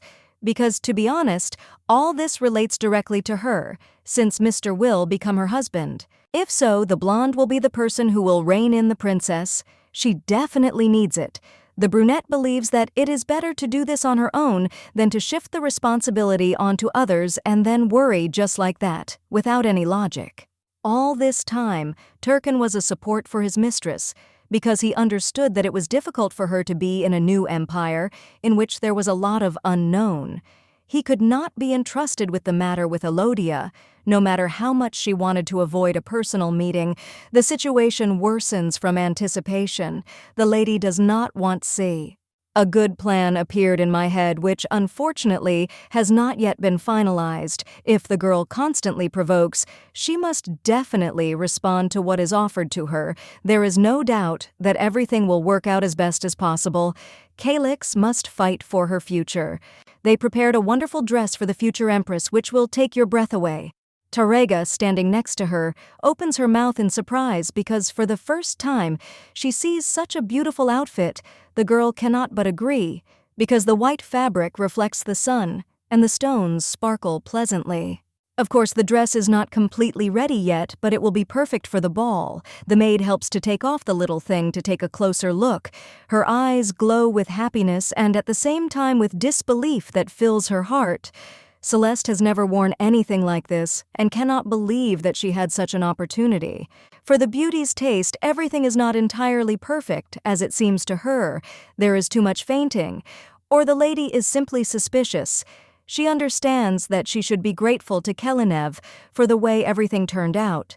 Someone's scream distracts her from her thoughts. The princess is called to come closer. Aranad has arrived. The girl is no longer going to show her good manners. Picking up the hem of her dress, she hurries somewhere forward just to catch him in time to greet him. Tarega smiles, but in a stern voice asks to be careful so as not to fall somewhere on the stairs. The guest is the only friend who was on the lady's side until the last moment. In Calyx the Blonde there was no one more dear than this man.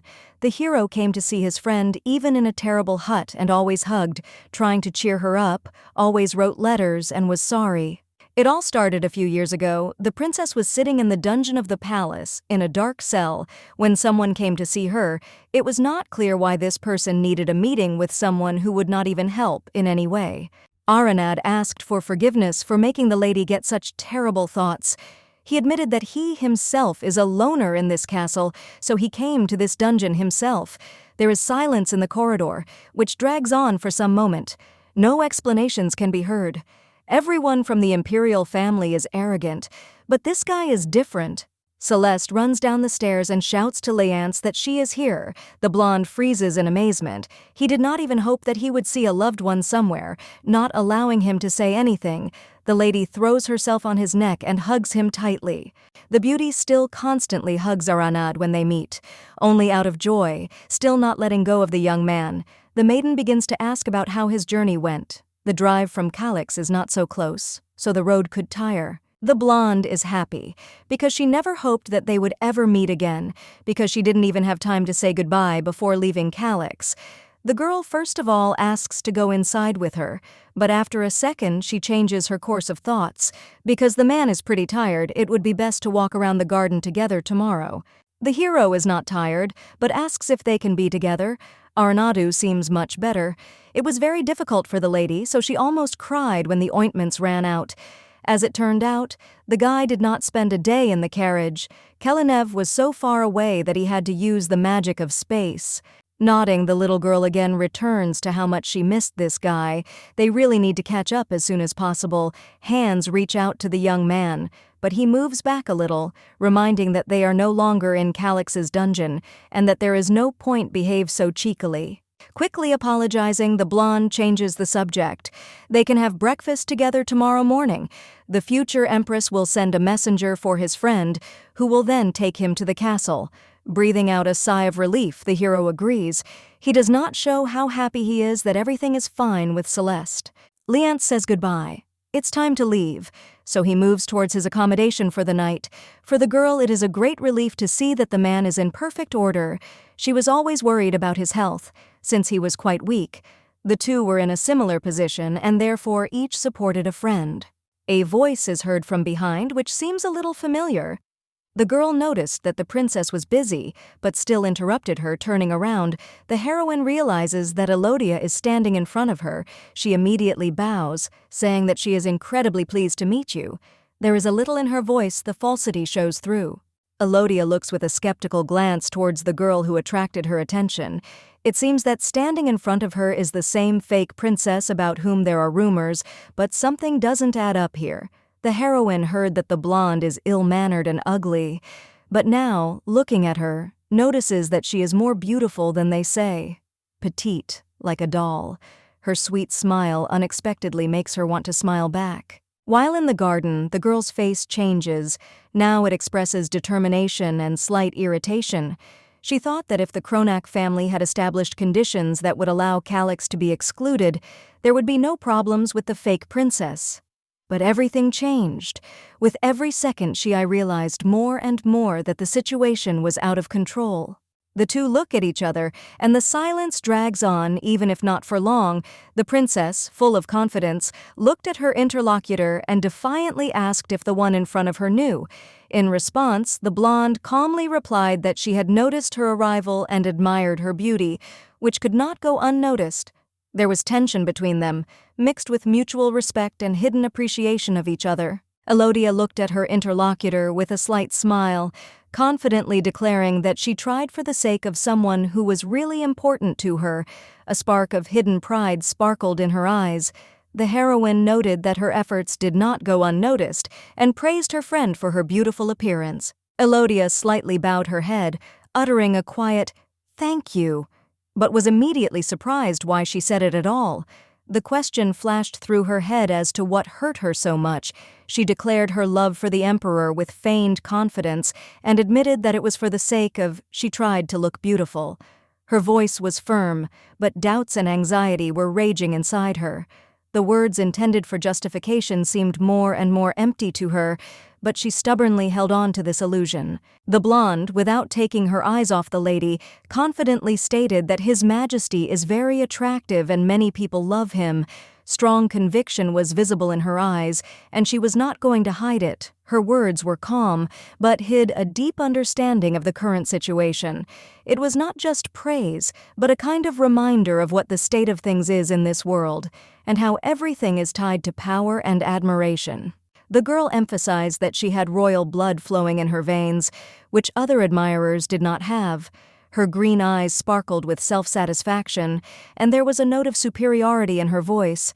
For her, it was a fact that was not subject to discussion.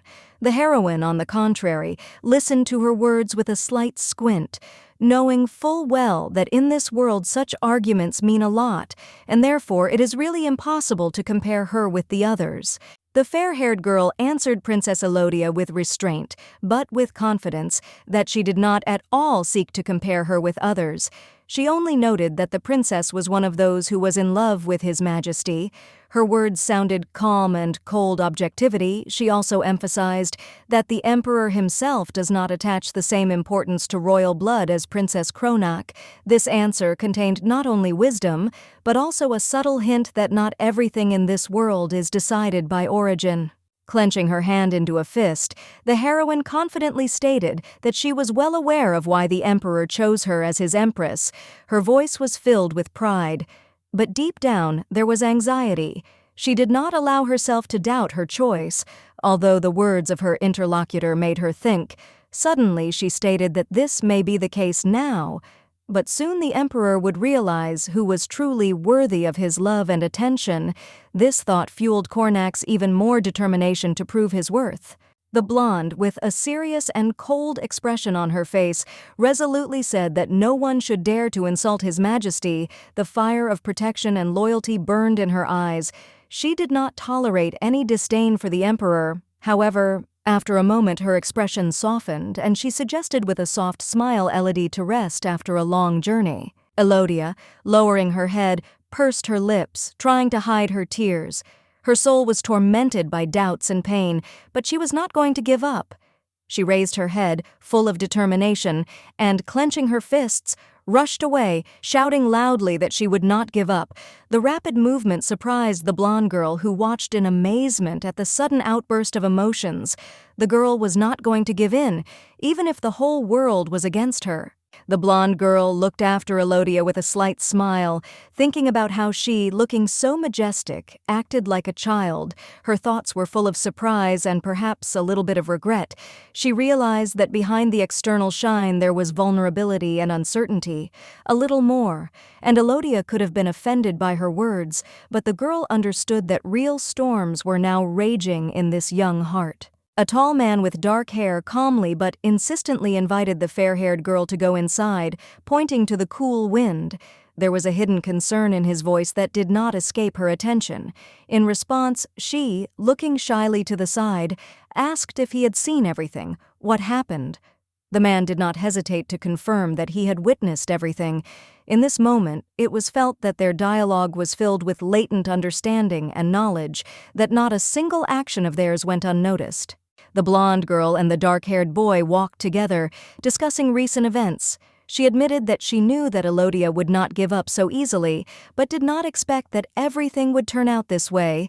The servant, calm and thoughtful, noted that it would not be easy to resist, since she does not attach importance to either her reputation or how her actions will look from the outside. The main character thoughtfully admitted that she did not expect such behavior from Cornac, but at the same time she felt envy of her self-confidence. She noted that the beauty looks as if she grew up in love, surrounded by ruffles and ribbons, like a doll in an expensive dress.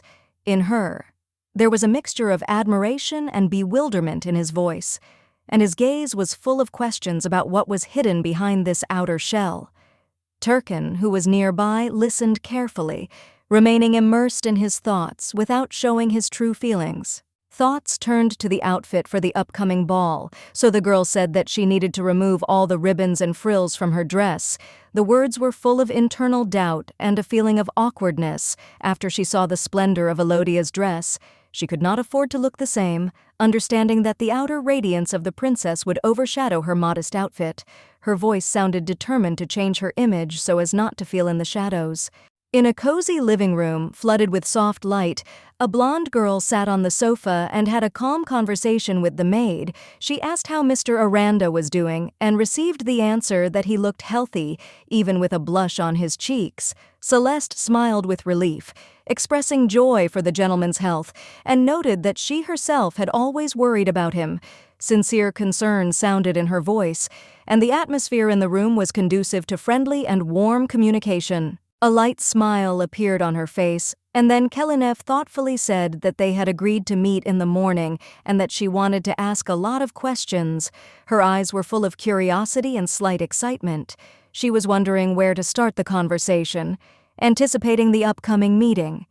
At this time in the distance, in the depths rooms, the maid quietly performed her duties without distracting the mistress from her thoughts. Holding the cup in her hands, the heroine heard from the maid that she had been given a message. A slight surprise showed on her face when she continued, "Princess Elodie is inviting her to dinner tomorrow evening." This news took her by surprise, and she, frowning slightly, began to think about the unexpected invitation. The girl noticed that there was very little time left before dinner and wondered what could have caused such a sudden decision. Sitting in a dark room, the future empress looked thoughtfully into space, thinking about her opponent. Her gaze was full of determination. She understood that the meeting was inevitable. Raising the cup to her lips, she made a decision, because she agreed to the meeting no matter how it ended. Elodia is sitting in the palace. Her face is illuminated by the light, and her gaze is confident and powerful. When she sees her friend, she thanks for the invitation, but mixed feelings continue to boil in her soul. Her interlocutor, with a subtle grin, reminded that the initiative came from Cornac herself. A feeling of annoyance arose inside the princess, but outwardly she remained calm, realizing that this dialogue was only part of the complex game they were playing. Miss raised her eyes restrainedly, having heard a provocative question at the table. The tone remained calm, but behind the external calm was hidden a barely noticeable shadow of irritation. She knew that her position was still unstable, but allowed herself a restrained smile. The heroine gave the order to serve the pie. Not wanting to go into further discussions, the atmosphere at the table became tense, but the lady maintained her dignity, confidently keeping the situation under control, despite the latent hostility in the air. The main character was in no hurry to answer, closely watching the reaction of her interlocutor. The words sounded like a cold shower for the princess, who seemed not to expect such a direct reminder of the unspecified wedding date. The mood at the table instantly changed, and slight discontent was reflected in the princess's eyes. She understood that her position was not yet as strong as she would like, but she maintained external calm. knowing that this conversation was not over yet. The fair-haired girl looked at her interlocutor with barely restrained irritation. She continued to speak, emphasizing that the fact that she became an empress was the decision of His Majesty himself. The tone was cold, and her gaze was firm, as if nothing could shake her confidence in her rightness. She knew her strength and was not going to concede even in such matters. Her thin lips slightly raised in an expression of hidden triumph because she was confident in her status and would not allow anyone to challenge it. The servants freeze, waiting for the reaction of the future empress. The girl maintains external calm, but her gaze glows with determination. "Princess Elodia, are you opposing His Majesty's will?" Sounds like a sharp question. She does not hesitate in her answer, claiming that her words are only speculations about the truth. Cornac confidently looks forward, her lips touch a barely noticeable smile, but determination burns in her eyes. She says that she will become Empress Keleneva, and her words seem to be woven into the roses surrounding her. Unshakable confidence boils inside her, but there is also a shadow of wariness. Words sounded like a challenge to fate, and soon a sharp answer sounded. "Don't you think that you are behaving very impudently?" The words of another woman penetrate her thoughts, but the princess is in no hurry to retreat, ready to fight for her future. The girl, with her eyes closed, as if enjoying the moment, calmly asks why her interlocutor thinks so. Calm confidence is reflected on her face, but the interlocutor sharply, with contempt, accuses her of low origin and arrogance, challenging her ambitions. Blanche, with a barely noticeable grin on her face, looked at Elodia, leaning back in her chair with a glass of wine in her hand. Her question about how the country could accept an empress without royal blood laced with sarcasm, as if hinting at the unworthiness of the pretender to the throne. Elodia, with a slight grin on her lips, looks at her interlocutor. Feeling confident in her words, she declares that she will become an empress, confident in her right to this. In response, the interlocutor, remaining calm, asks a question that at first glance seems innocent, but there is a hidden threat behind it. She asks why the girl thinks so. In response, sharp words are heard, emphasizing Celeste's low origins and hinting at the consequences that may follow if she becomes empress. Clenching her fist tightly, the heroine feels a storm of emotions boiling inside her. Thoughts about Princess Elodia haunt her, and she realizes that she can no longer put up with the way things are. Despite attempts to come to terms with the situation, her inner voice insists that leaving everything as it is no longer possible. Determination and hidden pain are reflected in every tense movement of her hand. At a long table where the atmosphere is tense, the two princesses continue their verbal duel. One of them, despite reproaches for her impudence, sits calmly, confidently answering that she did nothing of the kind. The tension is felt in every corner of the room, where the emptiness around the table only emphasizes the growing confrontation between them. Their gazes intersect like blades, and their every answer becomes a new blow in this quiet but merciless battle. The heroine, holding back her emotions, suddenly finds herself faced with accusations of insolence. Eyes wide, she is stunned by how her actions are perceived by others. She tries to defend herself, but her thoughts jump to the moment when she sent proposal letters, desperately hoping for a response, who never came. The beauty is accused of continuing her attempts, despite silence and refusals. At this moment, her confidence begins to waver, and she begins to realize the consequences of her actions, which now seem so obvious to her. She looked straight ahead, confidently and calmly, but a hidden fire flashed in her eyes, turning to her opponent. She notes that times have changed, and now their situation is radically different. Despite this, her opponent continues to express his claims directly in the face of the future.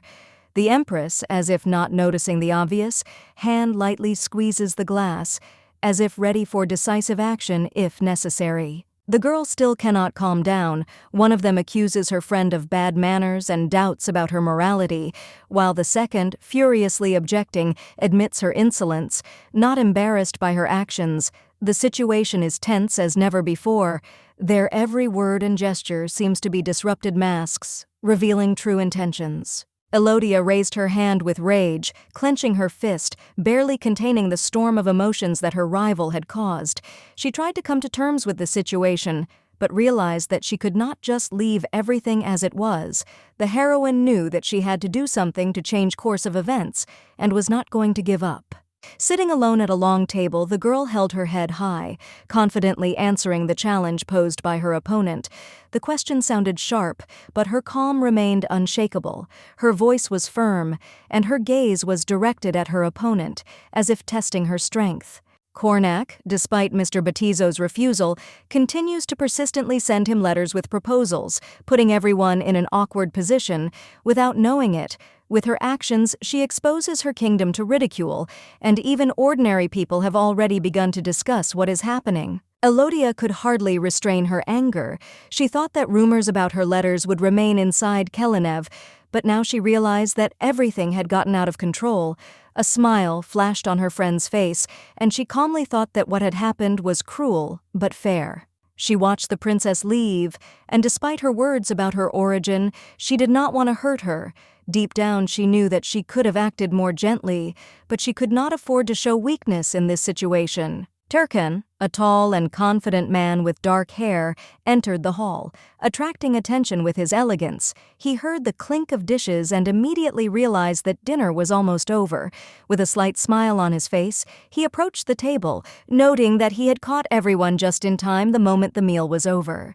Looking thoughtfully to the side, the boy waits when his interlocutor admitted that she felt something unusual after meeting the future empress. The former Calyx realized that competing with the princess, who had her entire kingdom and aristocracy behind her, would be more difficult than she had expected. Many simple people will choose this particular person for the post that Celeste will take. For some reason, nothing bad is visible in this. The maiden felt danger. So she behaved this way. There is no need to worry. Turkan is sure that the gentleman will definitely keep his promise, which he made back then in Calyx. Even before, the girl believed in what the man was saying, but over time she got tired. She no longer wants anything to interfere. Promises are not enough. She needs something that can be shown to everyone around, so that all doubts in the form of incomprehensible things disappear. The aristocrats must come to terms with the new empress. Celeste's friend has already arrived for breakfast, which they decided to spend together. The beauty shows a letter that she wrote on her own. She now writes and reads well on her own. The young man admires the talents that his friend has acquired. She studied hard, so she was able to achieve a lot. The lady is pleased to receive praise, and she is also studying many other things. The blonde hears that the story of Kelenev and the story of Calyx are two of the most pleasant, interesting subjects, and other languages attract attention no less. He is distracted, as his attention is attracted by a beautiful ring sparkling on his finger. Aranad returns to reality. Because his name is loudly called, the boy still eats little, or in the morning he simply has no appetite, which is why the plate still remains full. The heroine can no longer say for sure. Even without this, the guy is weak. If he eats so little, nothing good will come of it. The guy will become much healthier if he tries to eat enough, without being distracted by doubts and thoughts in his head. Mr. Batizo takes good care of his future wife, most likely even better than the lady initially expected. Holding out her palm, the girl points to the jewelry. When she and Turkan went to a jewelry store, she liked this little thing. The heroine did not buy it because it was dear. But that same evening, His Majesty made a gift. The young man tries to stop the trembling in his hands, asking if his girlfriend is happy. The question was too sudden, and it is unlikely that he will be able to find a real answer to it. The girl does not know whether everything that is happening can be called a worthy time. Each person has his own level of joy, and about his only he himself can know happiness. If you think about it this way, Celeste is doing relatively well, and she's certainly not going to complain about anything. The blonde would like to see her friend at her wedding, and he agrees to it without hesitation. It will be quite enough for him if Celeste is happy and never knows again what is a bad attitude in one's home. Turkan interrupted the girls' morning conversation. He tried to be as delicate as possible, but still there was a note of irritation in his voice when he reminded the princess that it was time for them to go to morning classes. Aranad understands that he has nothing more to do here, and therefore is going to go to an unknown place. The main thing is not to be in this place. The lady is sorry that it all ended like this. In fact, she would like to talk a little more. The two have not seen each other for quite a long time. Saying goodbye, the heroine asks to take care of themselves and make sure that next time they are able to speak normally, again making it hassle-free. The young man waves his hand, but the door is already closing, and he disappears from sight. The hero could not help but notice that the couple is close enough, even if they had hardly communicated before. Taking a break, the blonde does not miss the opportunity to say that this man was his only friend in Calyx, and a ray of sunshine when everyone else around decided to turn away. There was a slight silence in the room, but then Turkin with a straight face asks if the lady likes her acquaintance. As it turned out, in Kelinevo the Empress has the right to a lover, but while they have not yet gotten married, it is worth being much more careful so as not to get caught and mischief the aristocracy against itself even more. The girl exclaims in surprise and begins to be indignant, showing how much she did not like the statement. With the help of her tone, she and Aranad do not have such a relationship. Because the young man is like an older brother who is always nearby, Turkin does not answer anything, although he noticed at breakfast that the man does not look at the princess as a friend. According to Celeste, she likes a man not as the opposite sex, but as simply a close person whom she always wants to support and see nearby. The brunette, remaining skeptical about any choice, convinces the girl that if friendship between the opposite sex lasts a long time, one of them begins to love the other. The heroine has already said that they just have a friendly relationship and no longer wants to discuss how this is all connected. She asks to start the lesson. The interlocutor refuses. He thought that it was better not to conduct the lesson today. There is no special reason, but this does not mean that they will leave everything as it is. As if by chance, the servant asks the mistress to wipe the blood from under her nose. Lately, she has been very overtired and needs rest, which she did not get before. They are already ahead of the program. You don't have to study for one day. It won't happen nothing terrible. Leading the girl forward, the young man asks to rest and then sleep. The future empress does not entirely agree with this turn of events. If they are going to stop Elodia, they simply must continue on their way. The brunette turns sharply. If the heroine does not want to faint right at the ball, she must find a measure in her movements and in what she does. In general, lessons are cancelled. This is not discussed. Helping her sit down, the man drops to one knee and tries to calm her down. He understands that the future empress is very worried, but if she adds overwork to her anxiety, then even the simplest things may not work out, which in the end will simply lose their meaning. The princess did a truly wonderful job, so she can be calm, realizing that there is no point in arguing with the magician. The little girl smiles and thanks for the support provided and for the words that were spoken to her. The day of the ball has finally arrived, for which everyone has been preparing so hard and which was expected in the hearts of other people. The aristocrats are quite excited. They can't wait to see the fake princess. Her face is probably terrible, just like her inner world. In any case, the beauty comes from Calyx. So be that as it may, she will benefit everyone in this city. There are still many questions.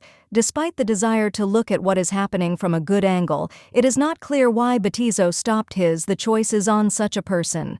The moment has come for Celeste to appear in the world. Her dress shines, and her smile makes the others freeze in amazement. The master's eyes widen, and whispers begin around. Prince Calyx clearly took good care of this girl, since she looks like a real person from the royal family. This is the logic that is followed until the very last moment. It's unclear what's going on inside, and because of unnecessary thoughts, the girl grabs the hem, squeezing it with her fingers with all her might. I remember Turkin's words that you shouldn't worry so as not to spoil your debut. You can only try to show everyone how beautiful you are. Lady raises the corners of her lips, showing her joy. Kelinev appears a few steps from the main character, holding out his hand. He doesn't know what kind of magic happened that the lady changed so much in just a few hours, but at the same time, he somehow even likes it, accepting the offer to walk together. The blonde laughs. One has only to look at the faces of the aristocracy to understand their superiority. Before, everyone in the audience was against the couple and the engagement, but if you look at their emotions, you can see how hard they are trying to hide their surprise at such a beauty. The blonde already understood that they wanted to pour out dissatisfaction on him because of the girl, using the ball as a new excuse, which is quite suitable, but this time they did not succeed. Even this did not work. No matter what the desire was, the blue-eyed one now seems that it was all because of her appearance. The question is not answered. It is not recommended to relax until the end of the ball, so as not to do anything wrong. After completion, the hero wants to give some special gift that he prepared himself. First, they should go to the dance floor. Taking the beauty by the arm, the guy leads her to the middle of the hall. It seems that the girl studied dancing, and this turned out to be true, unexpectedly. But the woman dances beautifully. Turkin did a good job and adequately taught all the necessary movements. The girl cannot help but think that everything her suffering was not in vain. Perhaps it just seems to the man. But a lot has really changed in this lady, something that he had not noticed before inside her character. Squeezing his palm tighter, Batizo tries to make a compliment or joke, saying that the lady's hand is too small, she is unlikely to succeed, it's even okay to hold a pencil. After completing the dance, the couple sits down on chairs located specifically for the imperial couple. The girl asks about that very gift, and not at all in order to receive it as quickly as possible. She is wondering if it is possible to exchange it for something else, most likely more useful. The heroine does not want to tell everything until the time has come, and the couple almost enters into an argument, but then light steps are heard. The red-haired one comes up to greet the dignified leader, but not the princess. She thanks for the invitation that was sent to her earlier. Batizo, with a cold smile on his lips, asks the princess if she is really so happy about the invitation. Elodia, actively nodding, expresses her sincere gratitude, knowing full well that a smile and words will only improve her situation. The blonde, remaining outwardly calm, accepts her words in attention, adding that if her gratitude is true, then it is better to stop sending letters with proposals. Remaining with a slight smile, the guy demonstrates that Princess Celeste is already with him. Her face reflects slight confusion, but she is silent, accepting his gesture. The next second, the man, showing his busyness, talks about how tiring it is to sort through hundreds of letters every day, and hintingly adds that he hopes to no longer find letters ending up in the trash bin. The princess, feeling a surge of shame and disappointment, covers her mouth with her hand to hide her emotions. Her face expresses a mixture of humiliation and pain. Dumbfounded, she quickly walks away, hiding her tears from prying glances. Those gathered in the hall whisper, shocked by what is happening, realizing that the princess herself was rejected by His Majesty.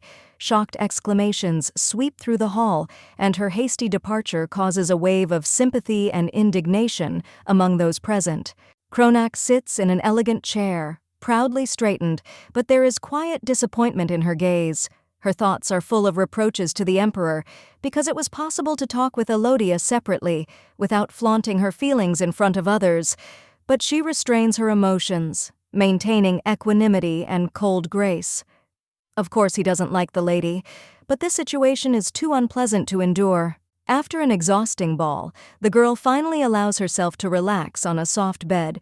With relief, she exclaims that it is all over and falls asleep, reflecting on how tired she is after all the events.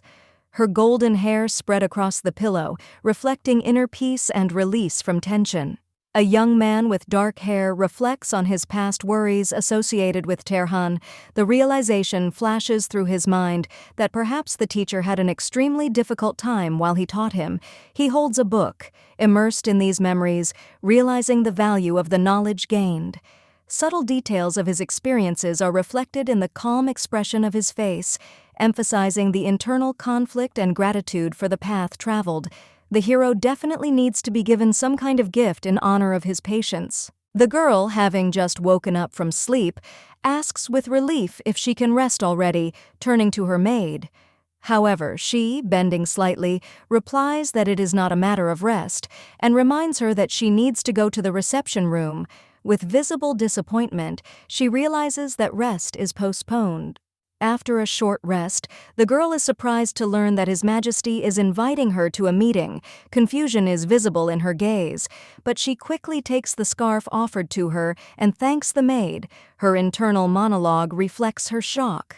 She could not imagine that the king would call her like that soon. As soon as the ball ended, my thoughts were filled with anticipation and anxiety before the upcoming audience. Batizo sits in the twilight of his room. Reflecting on the past day, he admits to himself that it is already late, and it would be wise to postpone all matters until tomorrow. However, thoughts of the princess haunt him. His hands are clenched. He cannot sleep. Overwhelmed curiosity. What does she want? This question torments him, and calm does not come, despite fatigue. In the silence of the luxurious hall, the emperor, sitting opposite the girl, with a slight smile asks if she is happy with the ball. The lady, a little embarrassed by his attention, answers with a question, clearly intending to convey her thoughts. She finally admits that she came to announce her engagement, trying to find support in his eyes. The atmosphere is tense. Their every look and gesture speaks of the importance of the moment, because there is a decision ahead that can change their destinies. Covered with a warm scarf, the girl sadly says that the wedding is still far away, and she can only wait. The future husband asks if she really can't just trust him. Embarrassed and slightly tense, the heroine replies that she trusts, but she needs proof. In doubt and hidden anxiety are visible in her eyes, while Batizo is trying to convince her that everything will be fine. The young man respectfully notes that the girl behaved with dignity at the ball and promises to do everything she asks, confirming his words. The girl, slightly bowing her head, quietly thanks him. Relief and gratitude can be heard in her voice, and in the depths of her soul, there is hope that everything will turn out as she planned. The space around them seems at the same time tense, where every word matters. The girl, with a slight smile on her face, reflects on the unexpected outcome. She did not think that he would agree so easily, and her heart is filled with joy. Confidence rings in her thoughts that this adventure turned out to be a good decision. Flowers and soft light around emphasize her calmness and satisfaction from the step taken.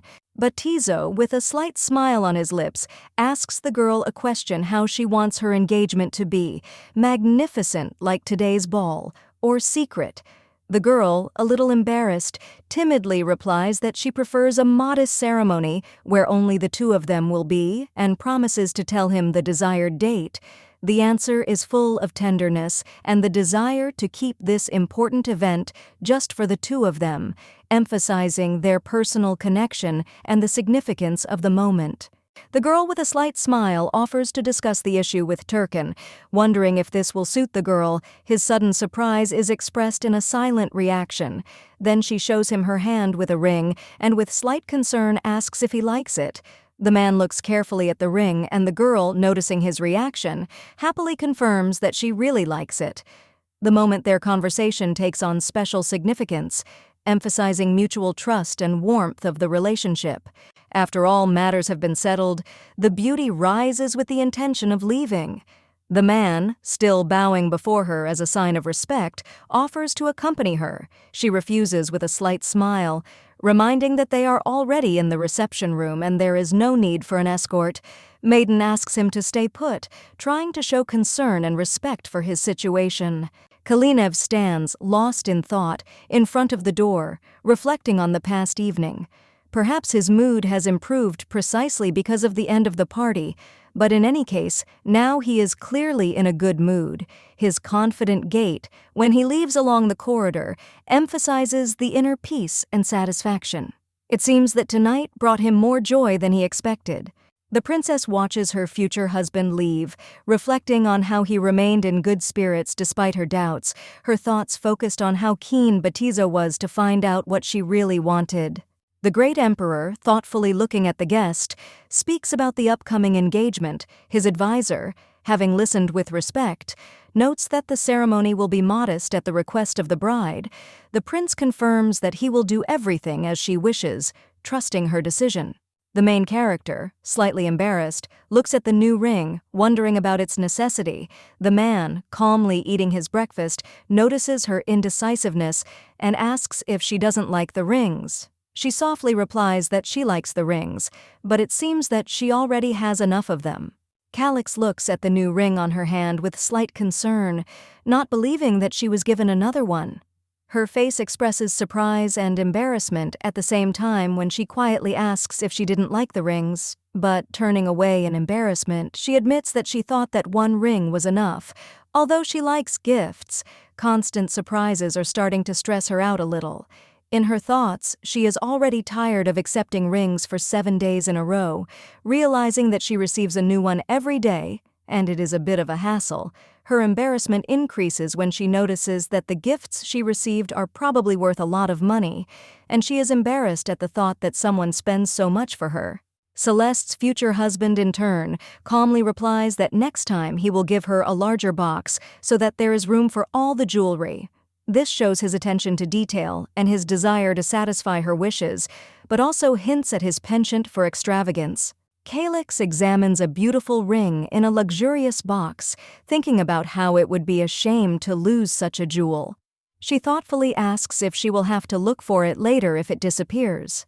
Her words convey anxiety and concern for the safety of the gift, which emphasizes her prudence and the value of such things in her eyes. Looking at the elegant ring in the box, Celeste thinks about how it would be a shame to lose it, but her thoughts were interrupted by Batizo, calmly noting that anyone who can afford to buy such a ring will not be upset about its loss.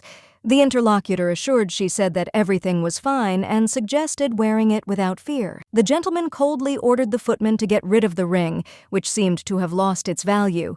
The servant, having heard this, readily answers and is about to carry out the order.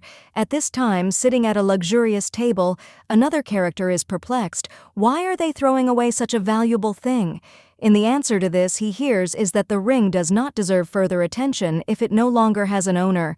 However, in this situation, everything is not so simple. Hiding his true intentions, the interlocutor notes that if the owner of the ring is not found, he himself will gladly take him to himself, hinting at some hidden game. The box is noticeable and can be recognized by anyone who has ever been to that jewelry store at Louise's. The lady decides to accept the ring, but only after trying to find its true owner. Doubts and responsibility overwhelm her. Celeste noticed that he had not been eating well lately. At the table, opposite her plate, there was a piece of meat that seemed large to her, but just as beautiful and appetizing. The man replied that he had no appetite for some unknown reason, but the lady still suggested that he try to force himself to eat. Otherwise, he might become completely weak and would not be able to carry out his important government affairs. There are already quite enough lectures from Turkin, who is more worried than the rest, and the girl should not join him. The blonde apologizes, explaining that she was just worried. The hero indifferently declares that continuing the actions will not cause him hostility. His hand confidently squeezes the knife, helping him relax a little and not take out his anger. The hero allows him to continue the lectures. To the surprise of his future wife, she thought that it was unpleasant for him, but it turned out to be the opposite, which causes her slight confusion. The majestic hall is illuminated by soft light decorating the flowering trees. Despite the cold start, the girl feels how their relationship begins to warm up. Batizo, thinking, admits to himself that he has become strange. Later he wonders why he lied to her and shouted, not understanding his actions. Turkan, in a calm voice, reminds the emperor to find the reason why he continues to give her gifts, pushing her to introspection. Thoughtfully folding his hands, the man says that he gives gifts because the princess likes them. The acquaintance asks whether he is pleased that she is happy with these gifts. The emperor, remembering her smile, realizes that the lady is especially beautiful. When she smiles like a ray of sunshine, the advisor notices that his master has become interested in the princess. I have to admit to myself that I always turn my head to see the princess when I hear her laugh.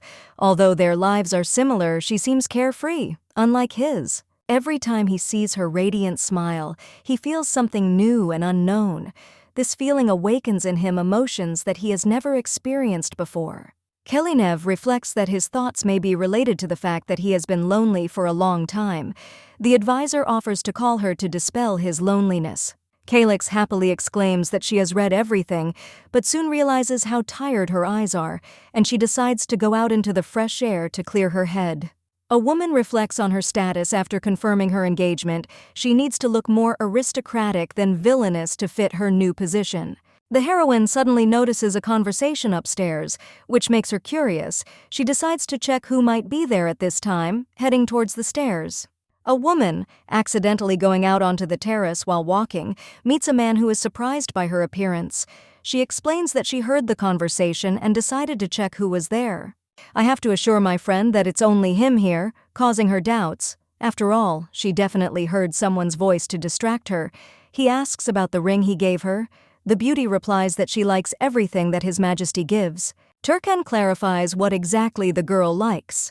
The ring, or the fact that it is a gift from His Majesty. She replies that she likes exactly the fact that it is a gift from the Emperor. The girl feels something unusual in the question of the ring.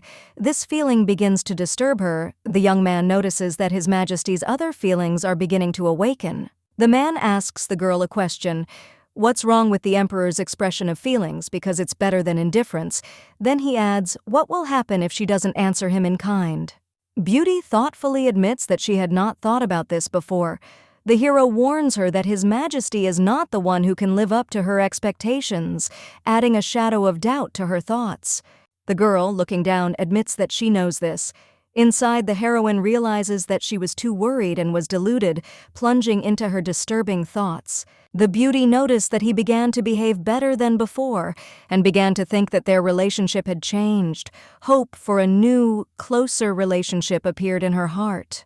The hero seriously warns her not to hope or wish for anything. Calyx freezes when the magician reveals that he was ordered to teach her the secrets of her wedding night. The moonlight softly illuminates the couple standing on the stone steps. The man talks about the wedding night in connection with the engagement, but the girl is clearly surprised and puzzled by this statement.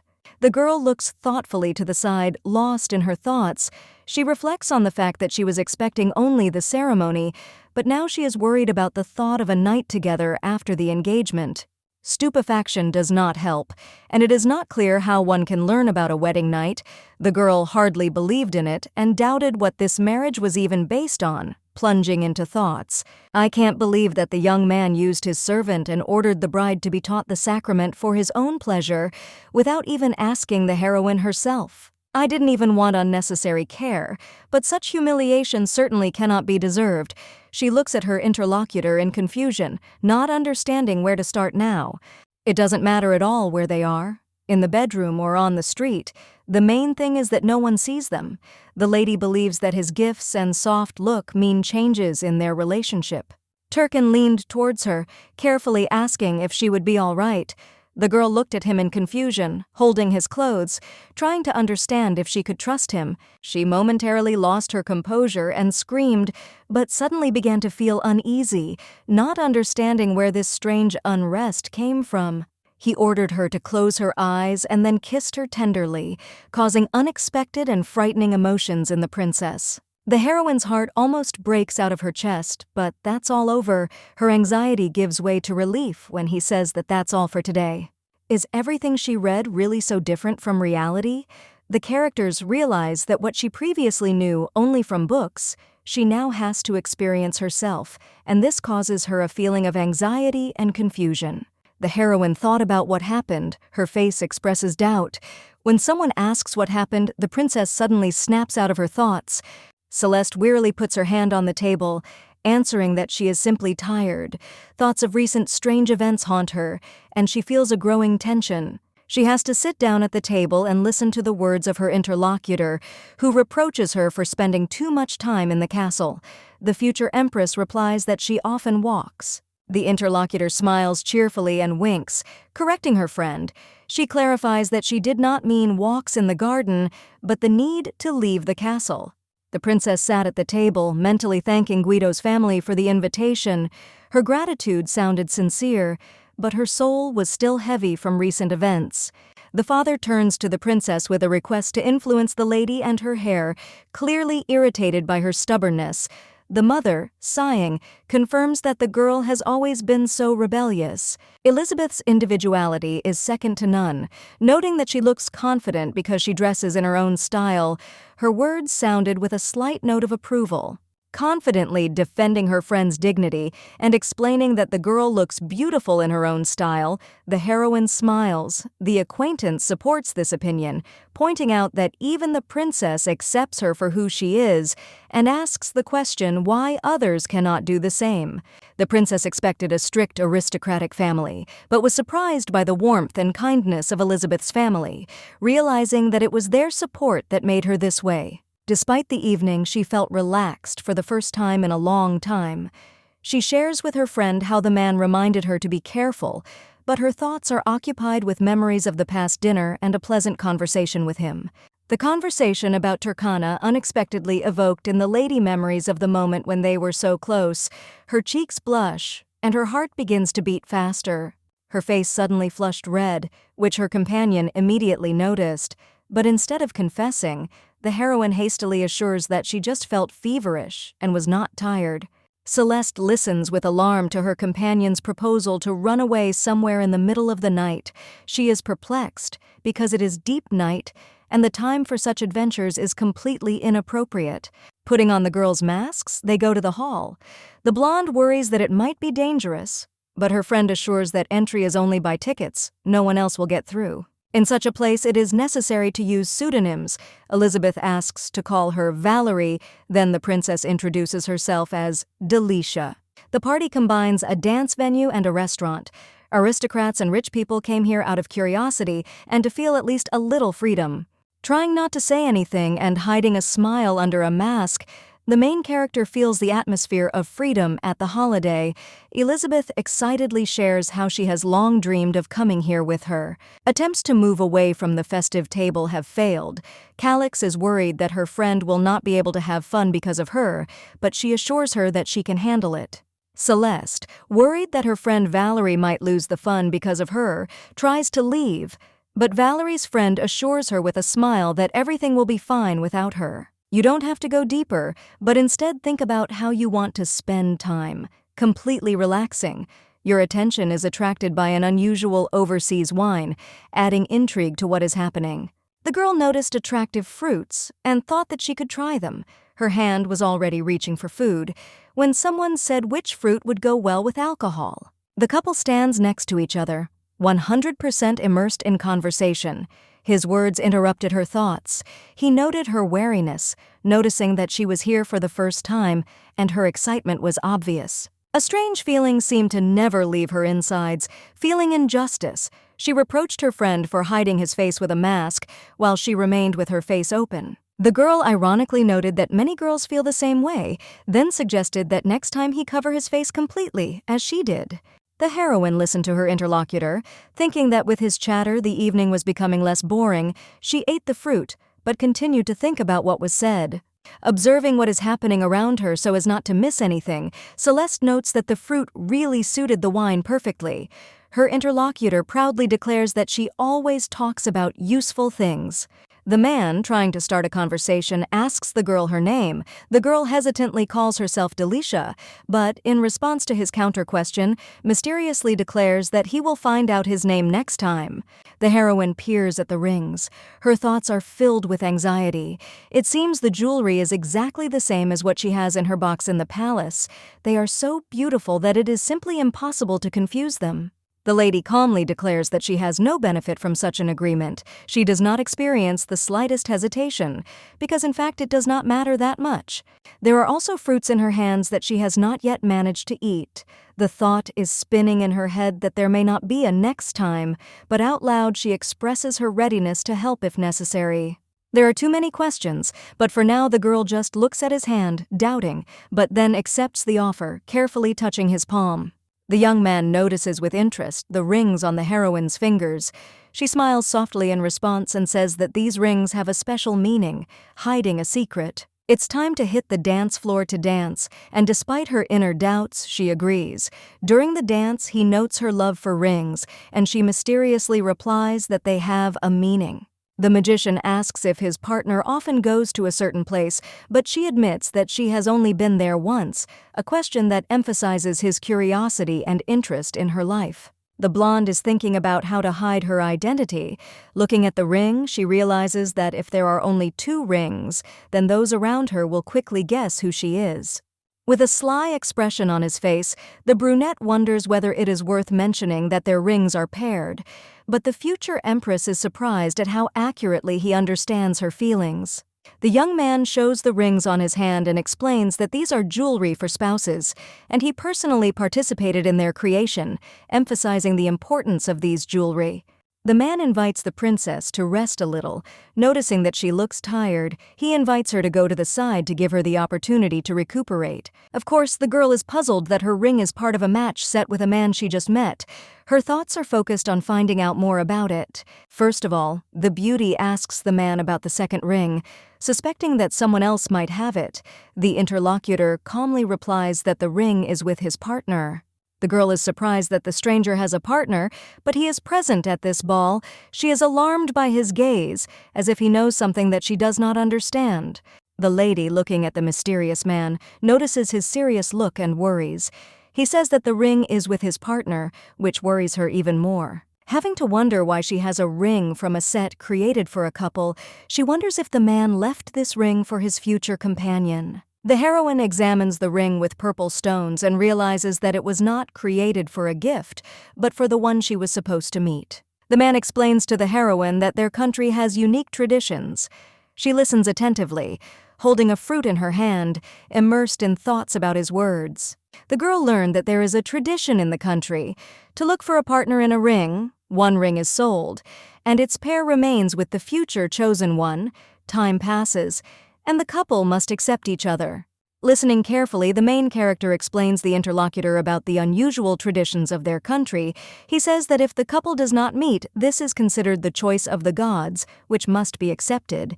The girl is relieved that she came to the ball without a ring, realizing that this could lead to trouble. Now she will not be able to wear the ring she was given.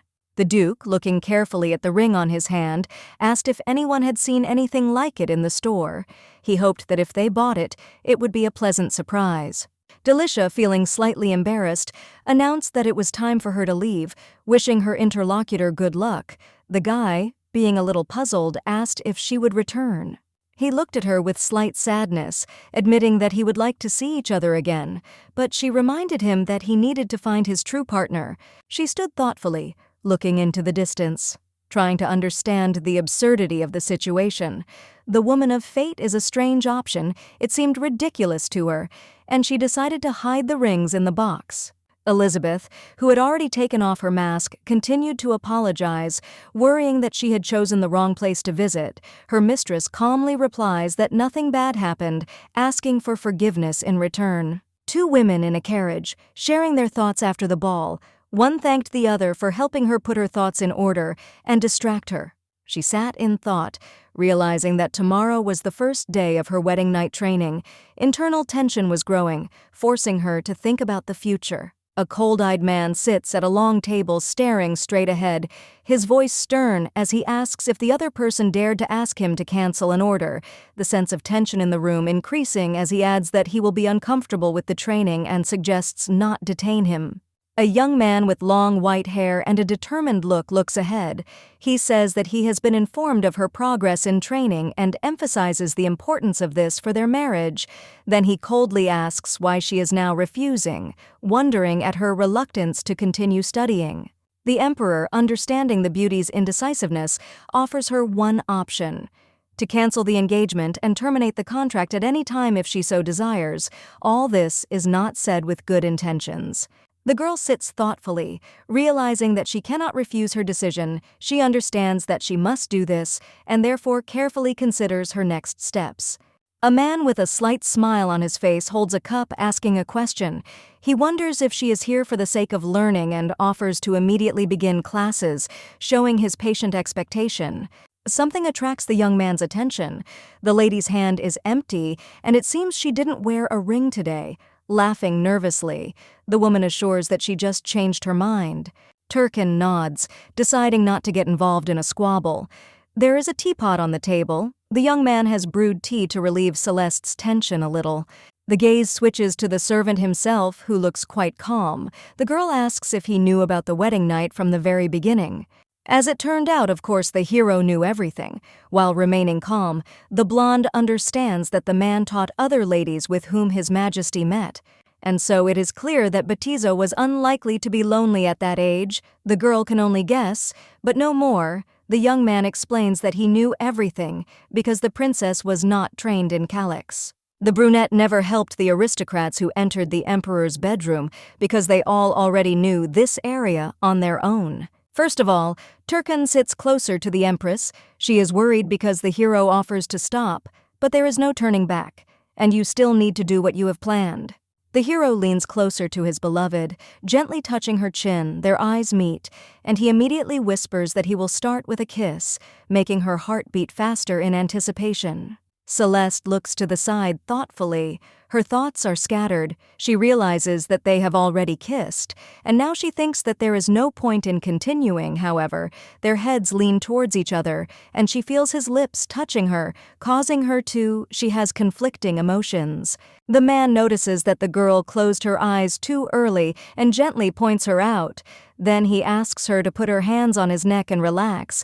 She follows his instructions, hugging her back, and feels the tension gradually go away, allowing her to completely trust the moment. The heroine tries to follow the instructions, but she fails to completely relax. She admits this, and the man, being very close, gently corrects her, pointing out that her hand can be placed on her neck, but her palm on her face should not be. Their closeness fills the moment with awe and slight awkwardness that they try to overcome together. The lady gently touches the man's face, noting how hot it is. The acquaintance explains that he always has a high temperature. A moment of intimacy arises between them, and they plunge into a kiss, feeling how their hearts begin to beat in unison, overcoming all doubts. Hesitantly asking a question is quite possible. The brunette asks if it is possible to just touch lips, and asks if it always happens like this. The guy gently asks her to open her mouth, but she still hesitates, feeling a mixture of curiosity and embarrassment. Their closeness consumes them more and more, increasing the tension of the moment. Calyx feels a strong excitement as their kiss deepens. Her thoughts are confused, and she wonders what this feeling is, and whether it is always so exciting. Her heart beats faster, filling her mind with new, previously unknown emotions that she begins to understand. Gently touching the girl's neck, the young man asks if she knows what this place is. She sheepishly replies that she doesn't know. The hero explains that this is a vital carotid artery, and if it is damaged, the consequences can be fatal. The words make her think, increasing the excitement of their proximity and the danger he had just voiced. The hero continues to explain that the blood in this artery moves very quickly, emphasizing its importance for human life. He notes that the artery is well hidden, but remains an extremely sensitive and important place. His words add tension, emphasizing the fragility of life and the vulnerability that is felt in this moment. The girl, in a panic, tries to stop the man, begging him to stop, but the situation gets out of control, and she screams his name, trying to get his attention and stop what is happening. Despair and fear grow, reflected in her voice and actions, when she realizes that something went wrong. The lady, all in doubt and anxiety, asks to stop there. Her eyes are full of anxiety and fatigue. The guy reluctantly agrees, but his expression remains serious, promising to meet tomorrow. A feeling of understatement and internal tension remains between them, creating a heavy atmosphere. Confusion and distrust are all that Turkan feels. He reflects that he has never before experienced such a strong desire that has captured him now. This new impulse for him causes him confusion and attempts to understand what exactly he feels, what this unusual for him a feeling. It's hard not to notice the strange atmosphere around her. Her eyes wary as she notices that all the maids are avoiding eye contact.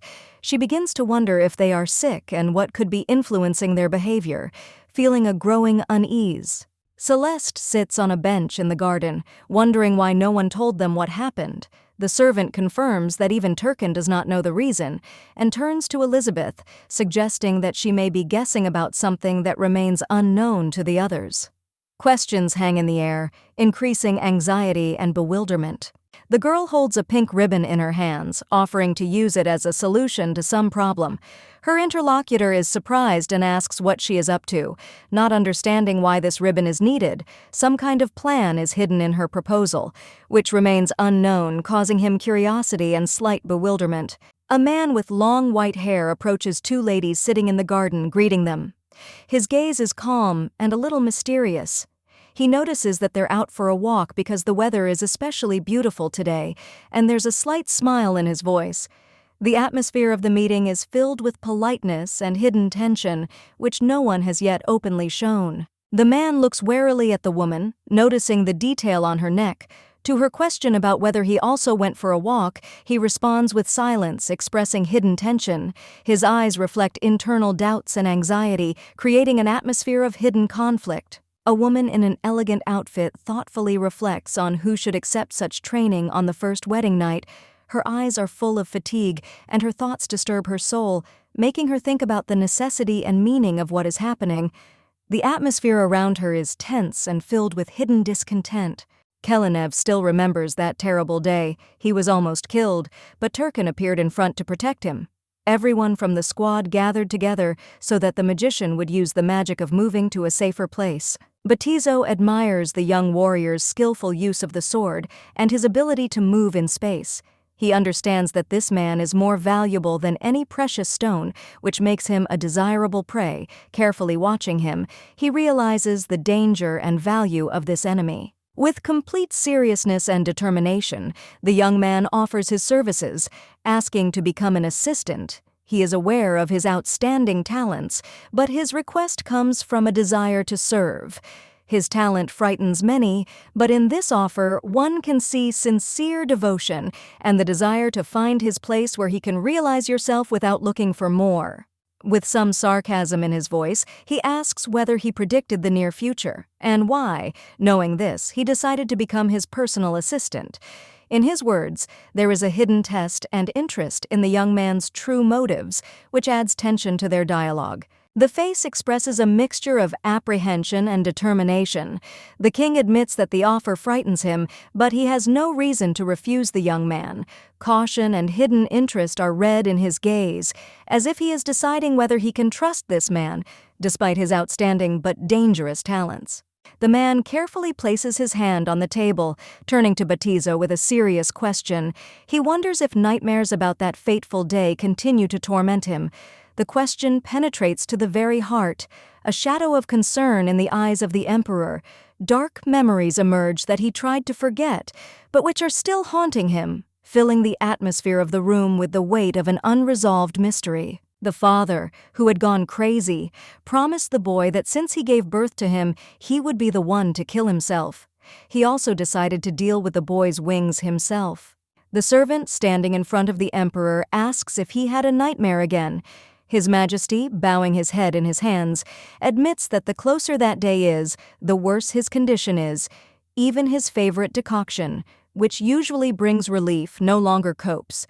The atmosphere is saturated with anxiety and a sense of inevitability, increasing the tension between them.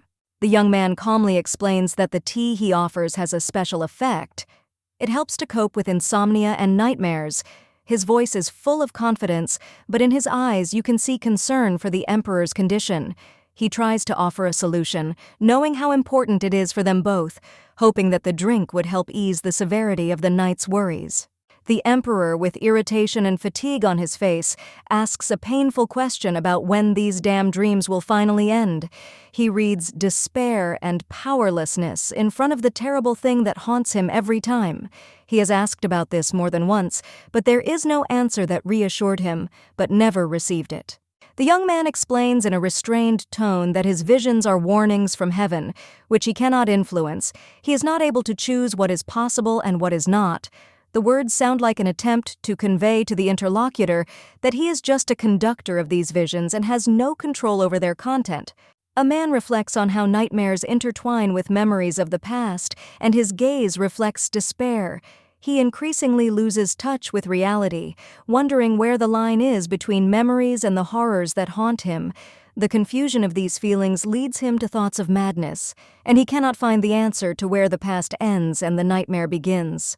Gray eyes softened as he looked at the brunette, holding a cup of tea in his hands, his thoughts spinning. This man is his hope, his future, and this cannot be changed. Listening attentively, the hero wants to know everything about the progress of the princess's training. The servant carefully places the cup on the table, confirming that, despite the slow pace, everything is going according to plan. Batizo walks away, feeling growing irritation. Although he himself entrusted the practice to his first assistant, now this decision only angers him, filling his thoughts with discontent. Over a gourmet dinner, they discuss learning, its challenges, and the friendliness of those around them, mixing questions about learning with exchanges of pleasantries. The interlocutor unexpectedly asks what Turkin is like as a teacher. The girl confidently replies that everything is fine. She adds that the man is trying his best not to bother the master again. The young man, still sitting with another glass of wine, offers the girl something interesting that he found and notes that the thing is large enough to store the gifted rings. The beauty wonders why she needs such a large and beautiful box, and asks the man this question. The groom calmly replies that if she doesn't like it, the thing can be given away. The heroine gratefully accepts the gift. She remembers how her mood deteriorated after being instructed to teach her on her wedding night, but now she feels better, knowing that the man takes care of her and gives her gifts. Sitting at the table, the man calmly ponders whether the box is really made of gold. The girl, in response, promises to ask Turkin, having learned all the details. While the lady is mechanically stirring the soup with a spoon, she is disappointedly thinking that her expectations were not met again. It seems that it would be better not to give her anything. The girl noticed that the future husband looks too exhausted. He does not think about the possible consequences for their deal if he gets sick. That's exactly what it is. He has to admit that he continues to suffer from insomnia. He dreams of getting at least a little sleep. Thoughts of nightmares haunt him, which is why he closes his eyes in an attempt to distract himself. The emperor, tormented by insomnia and nightmares, loses consciousness.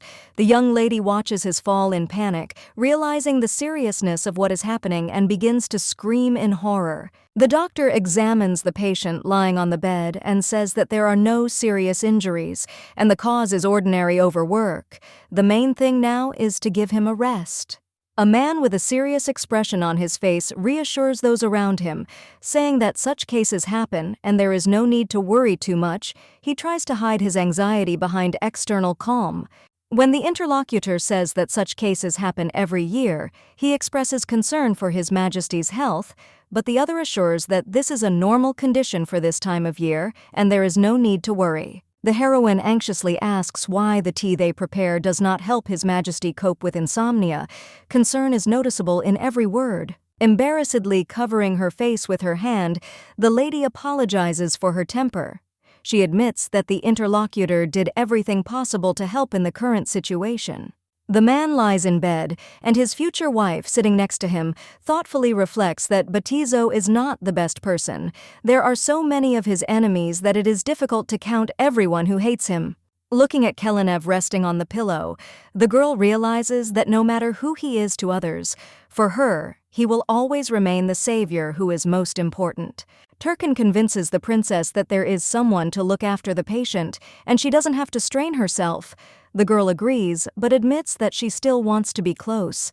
You have to clench your fist so as not to lose your temper. His words sound firm. He is going to wait outside and is ready to help at any moment if the need arises. In a dream, suffering from nightmares, a man utters a prayer for salvation. His face is distorted by pain. The maiden is worriedly trying to understand what is happening and calls him. Anxiety can be seen in her gaze when the heroine looks at her suffering husband, realizing that his screams are reminiscent of those that she herself once uttered. She wonders what he is going through now. The young man lies on the bed suffering from pain, pressing his hand to his face. His suffering is repeated every year at a certain time, which causes concern to those around him. The girl squeezes his hand, watching his torment. He feels so bad, but she hopes that maybe it will be better. Anxiety fills her thoughts even more, but she remains close. The king, usually cold and emotionless, lies with his eyes closed, his face expressing pain. His thoughts, the awareness that their pain is the same despite all the differences. The king, exhausted and weakened, holds her hand as if drawing strength from this. She gently supports him, confidently promising to stay by his side a little longer. A weak, exhausted gaze is directed at the ceiling of the bedroom. The hero, trying to realize that the nightmare is over, cannot understand what is happening. The body seems unexpectedly light, as if after a long sleep. Batizo, abruptly waking up from a deep sleep, looks around the room with surprise. Seeing a girl next to him, she anxiously asks about his well-being, and he, in confusion, tries to understand what is happening and why she is here. Celeste sat next to the Emperor's bed, concerned about his condition. He came to his senses, but his first words were full of reproach. She tried to explain that she felt a duty to stay with him. The Emperor realized that the princess had feelings for him. However, he clearly understood that their marriage was based on a contract and not on love. The guy reflects that next to Celeste, his painful nightmare receded. When he held her hand, he felt warmth, like the presence of his mother. The young man cannot help but realize that he will no longer be able to relate to the princess as before. Unfamiliar feelings make him afraid of this trembling. The Emperor thinks that he should return to an insensitive attitude, but holding the princess's hand, he feels awkward. An unusual feeling worries him. The Virgin's pale face expresses anxiety and confusion. Her words are filled with sadness and uncertainty, as if she cannot accept the reality of what is happening. Bowing her head, she leaves the room, not daring to stay nearby anymore. A hurricane of emotions is raging inside, but on the outside she tries to remain calm, even when tells himself to leave. Closed doors symbolize making a decision for which there is no turning back. He convinces himself of the correctness of the choice made, although doubts still remain inside. Over time, this feeling, he hopes, will go away, leaving only a cold confidence in the necessity of such an act. After Batizo drew a line between them, her thoughts changed. She realized the need to focus on her goal, leaving behind all unnecessary emotions and attachments. With cold determination in her eyes, she considered her next steps, realizing that there was nowhere to retreat. A woman stands at the window, feeling a sharp change in the atmosphere. She notices how it has suddenly become dark, and disturbing thoughts begin to sound in her head. The smell that recently appeared gives her a headache, adding a feeling of some ominous omen. She feels that something is wrong, and her thoughts become more and more anxious. The frightened woman felt a sharp grip of a hand on her face, making it impossible for her to scream. An ominous voice sounded in the darkness, sarcastically greeting her as a fake princess. That moment filled her heart with horror, realizing that she was faced with something much more dangerous than she could have imagined. Raphael covers the mouth of the frightened princess, who cannot believe that he is really here, as mysterious hooded figures appear behind him. The princess begins to lose consciousness due to the strong smell. Her thoughts are confused, her eyes are full of fear, but her body gradually weakens, plunging into helplessness. A kidnapped girl wakes up in an unfamiliar place. In front of her is a man with a sly expression on his face, assuring that they are in Kelenev's palace, surrounded by mysterious hooded figures. The Emperor bent over his helpless sister, explaining how he used the magic of movement to get into the castle. His confidence is frightening, and his words only increase the heroine's fear. The villain raised the girl's face with menacing tenderness. Their gazes met. He coldly warned that she couldn't escape from him. The smell of danger and despair hung around. The heroine raised her head defiantly, looking at the villain. Her face expressing determination, she threatened to tell Mr. Batizo about his invasion of the palace despite her fear. The man looked at the princess with mockery, hiding his face under the hood. He confidently declared that she would not be able to prove his presence, foreshadowing impunity. Batizo's snow-white hair hangs over his face as he holds his head in his hand thoughtfully. Thoughts of his morbid condition intertwined with dark forebodings about the future. The beauty's face froze in horror as hands roughly squeezed her throat. A young man stood in front of her with a cold look and a threat in his voice, ready to end her life at any moment. The guy's eyes are full of determination. He looms menacingly over the heroine, squeezing her throat. But now everything has changed. The lady will certainly never lose. The servant anxiously calls the Emperor, repeating his title. The man, turning, listens carefully to the alarming words of someone approaching. He orders them to hurry up, because the path of travel is already open. In the picture, A young man in a raincoat looks in surprise and with a bit of indignation at someone behind the scenes. He remembers the promise that the barrier will not allow anyone to get inside. The young man next to him, calm and confident, says that there is someone in Kelinevo then with powerful energy, and it is best for them to leave right now before the situation escalates. The emperor decides to leave one of his servants in the alley to complete the task and deal with the princess, doing what he himself failed. The emperor's servant approaches the future empress, informing her that His Majesty has instructed him to punish her. He assures that he does not dislike her and asks her not to hold a grudge. One of the men ordered to stop, raising his hand, thereby showing his superiority. His cold expression on his face speaks of determination and readiness to carry out the order. One of the servants, threatening the girl's life, orders her protector to step aside, otherwise promising to deliver a fatal blow. Turkin says that the enemy will still die, regardless of whether he releases the princess or not. The man's determination is expressed in the gesture when he pulls on the glove. The hero looks at his opponent with contempt, assuming that this is the same monster with black wings that helped the princess. He mocks, preparing for a painful death. The princess looks to the side thoughtfully, thinking about how the man bought time for Raf to escape. He wanted to intimidate her, but the situation got out of control. The girl looks at the man with alarm, answering his question about her condition. Her anxiety betrays that recent events have left a mark, although she tries to remain calm. The girl and her protector walk up the stairs, discussing recent events. The friend explains that the magical energy could be hidden with the help of the weather and strengthens security. The girl looks thoughtfully at the man, who says that this event can be used as a reason to threaten Raf. He notices that she is becoming increasingly tougher. The character points out with cold determination that there is no evidence and no witnesses, and no one can do anything, but something even more important must be taken into account. Celeste, meeting the gaze of her interlocutor, hears a question about the meaning of Emperor Calyx for her. Her confusion is manifested in the answer, since she herself does not know how to answer. The man, lost in thought, remembers the emperor and reflects on his actions, while the white-haired opponent points out the presence of evidence of crossing the border. A pale man, lying on a luxurious bed, discusses the importance of magicians for protection. Turkin stands nearby and notes that their presence is dangerous both inside and outside the castle. A beauty with white hair sits on the bed and says worriedly that the emperor has lost his mind and wanders freely wherever he wants. He asks about the princess's condition. Just to think, the guy reports that everything is fine with the princess, but she is very scared, offers to postpone the engagement to a later date. The character resolutely refuses to change plans, insisting that everything go as previously decided. He is clearly pleased that this day will come. The day of the engagement arrives. Turkin, with a serious expression on his face, orders the maids to decorate the temple corridors with flowers and prepare more food in preparation for the important event. The servants report that the princess's dress is ready. The lady, going out into the hall, heads to Turkin, excitedly asking how her outfit fits on her. The man examines his friend, noting to himself that her neck and arms are well covered, as they are still wounded. Turkin looks at the lady, waiting for her words. She hesitantly asks if he wants to say something.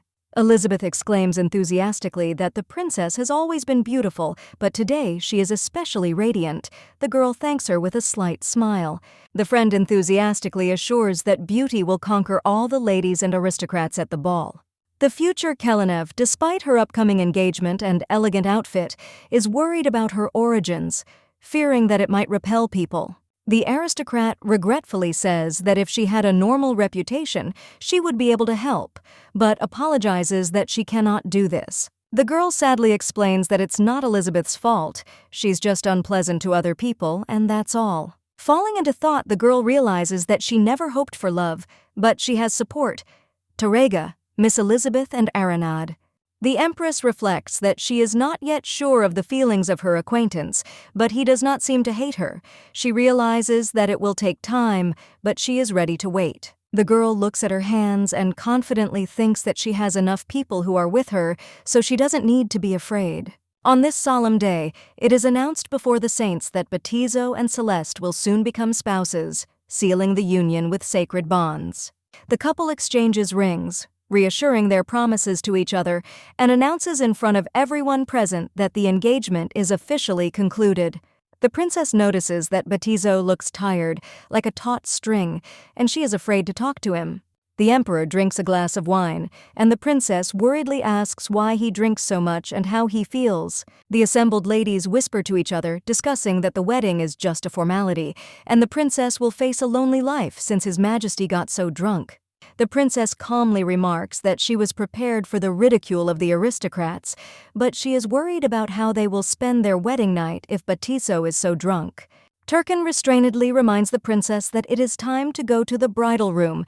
She agrees with slight surprise. The girl, trembling with excitement, anxiously asks Turkin if she looks normal, clearly nervous before the meeting. The heroine notices that today Turkin's gaze looks strange. He seems sad and thoughtful to her. Turkin tenderly looks at his friend and asks her to call him if something happens, giving her a feeling of support. It can be assumed that Raf may appear in the palace, to which the princess is surprised, and assures him that this will not happen, asking him to go faster. Turkin discreetly tells the princess that they can now go to the adjacent honeymoon room, inviting her to follow him. The princess holds onto the doorknob, internally trying to calm herself down, but admits that she is nervous despite her best efforts. Batizo greets the princess with a grin while holding a bottle of wine, calling her a fake princess, which makes her uneasy. The girl smells a strong smell of alcohol, which makes her feel uneasy. The young man approaches, casually asking if she knows what day it is, with a bottle of wine in his hand. Batizo, looming over his wife, asks if she knows the secret of his wings and is surprised that she has not heard rumors about him, creating an atmosphere of tension. Celeste is stunned to realize what kind of wings the members of the imperial family possessed, her face expressing alarm and misunderstanding. Kelinev reflects that, despite belonging to the Kulix family, her wings have never appeared. Sadness and regret are reflected in her eyes. Therefore, the heroine lived with a nickname. She is absolutely sure that wings appear when one of the gifted is angry or in a good mood. The princess frowned, feeling uneasy. Even if the wings appeared due to intoxication, she doubted that this was the real reason. A man with dark wings addresses the heroine, pointing out his wings and their origin. A father, blinded by a prophecy, brutally breaks the wings of his 12-year-old son, fearing for the throne. When children are just 12 years old and have wings, they must be handled with care. The main character realizes that someone's wings were broken and it was life-threatening. A man with a cold smile on his face talks about how he killed his father with his own hands in revenge for what he did. The hero remembers his father, who begged for mercy, and seeks consolation on this important day. It seems that in moments of loneliness, it is best to spend the night with a woman. This helps the most. The beauty realizes that one should not be surprised at his decision not to cancel or postpone the engagement. Everything seems quite logical. The heroine resolutely tells herself that she must become an empress, despite the difficulties. All that remains is to reach out to the man's hand, but he sharply throws it away, asking what she is even trying to do. The young man does not need consolation from the lady. He opens the door, where two girls appear and laugh. The woman clenches her hands. Her voice trembles with tension. She asks if he wants to embarrass her. He looks straight, his cold gaze is directed forward, and asks if her consent was necessary. The girl turns away, her shoulders tense. She firmly says that this is not for her and is about to leave. The man sat in front of her, his face thoughtful, his eyes fixed on the floor. He offered her a choice: spend the night with him or go to another room. The words echoed in her mind, causing confusion. The emperor took her hand, uttering a threat in a soft tone, giving her 3 seconds to choose. A young man with a tray stands in front of a woman. His gaze is serious. She asks if he knew everything in advance, experiencing deep sadness and disappointment. The woman stands with her hands clasped nervously, wondering why His Majesty is acting so strangely. She is sure that even if the situation really got worse, he should have shown more patience. The princess turns away coldly, demanding to bring wine instead of tea. Her voice is firm, but fatigue is visible in her eyes. The servant looks at the princess with concern, pointing out her condition. She wearily asks to be carried to bed, feeling growing weakness. The servant leaned towards the princess, apologizing for the inconvenience. She looks at him with a tired look, silently accepting his words. The girl sees that the man wants to leave and persistently asks him to stay, in which case it will be a little easier for her. They kiss. That's how their nights began. At that moment, the couple had no idea what awaited them in the future. The heroine wakes up with a sore head, holding it, thinking that it's a hangover. The heroine wakes up with a sore head, holding it, thinking that it's a hangover. Waking up with a headache, the heroine realizes that she may have drunk too much yesterday. She looks around anxiously, feeling weak, and tensely clutches the sheets, reflecting on her helplessness. The maid carefully extends her hand and asks permission to touch, to which the heroine, slightly embarrassed and sitting on her knees, responds with consent. Tarega looks at the princess in confusion and fear. Tears in her eyes, she worriedly asks what happened, trying to understand why she was so scared. The brunette, sobbing, says that the day after the engagement was the princess's birthday, but she never opened her eyes. From that very moment, the lady did not even wake up. She was unconscious. What she heard horrified her. At first it seemed to everyone that the lady was simply too tired. That's why she didn't wake up. But one day turned into years. The lady was examined by both doctors and magicians, but everyone said that the reason could be a stoppage of the internal clock. Tarega was so worried that she checked to see if the lady had passed on to the next world. It feels like the heroine slept the whole day. But 3 whole years have passed. There are more gray hairs on her head, which means it's not a lie. First of all, the heroine asks where His Majesty is and where Turkin is. The servant has left on some business trip. 3 months after the girl fell asleep, the prince was attacked by a desire to fight again, and the castle was empty for a whole year. The blonde can't believe that the fact that she fell asleep was also part of the plan. When you think about it, no one but Raf could have done such a thing. More importantly, 3 years have passed. The maiden does not know whether the plan to become empress and return to Calix is still valid. It's strange. The lady hasn't eaten for almost 3 years, but apart from losing a little weight, she hasn't changed much. The Virgin noticed a scar on her stomach and asked. It turned out that a few months after she fell asleep, a stranger attacked her. The man tried to kill, but barely hit her, and almost immediately a doctor was called to treat the girl. That man was missed because he turned out to be too cunning even for confrontation. The girl went to the library. She had recently studied there, but all the books and things had long been put away. It is impossible to remove the same feeling as if everyone had moved away, and the princess was left completely alone in the silence of the past. They haven't seen each other for a long time. The door opened, and Turkin is there. He smiles, trying not to say anything unnecessary. They haven't seen each other for a long time. The beauty calmly remembers that she needs to be more polite, but he assures that there is no problem. His Majesty has not arrived yet, but now there is a temporary truce. There is only 1 Turkin and servants in the palace.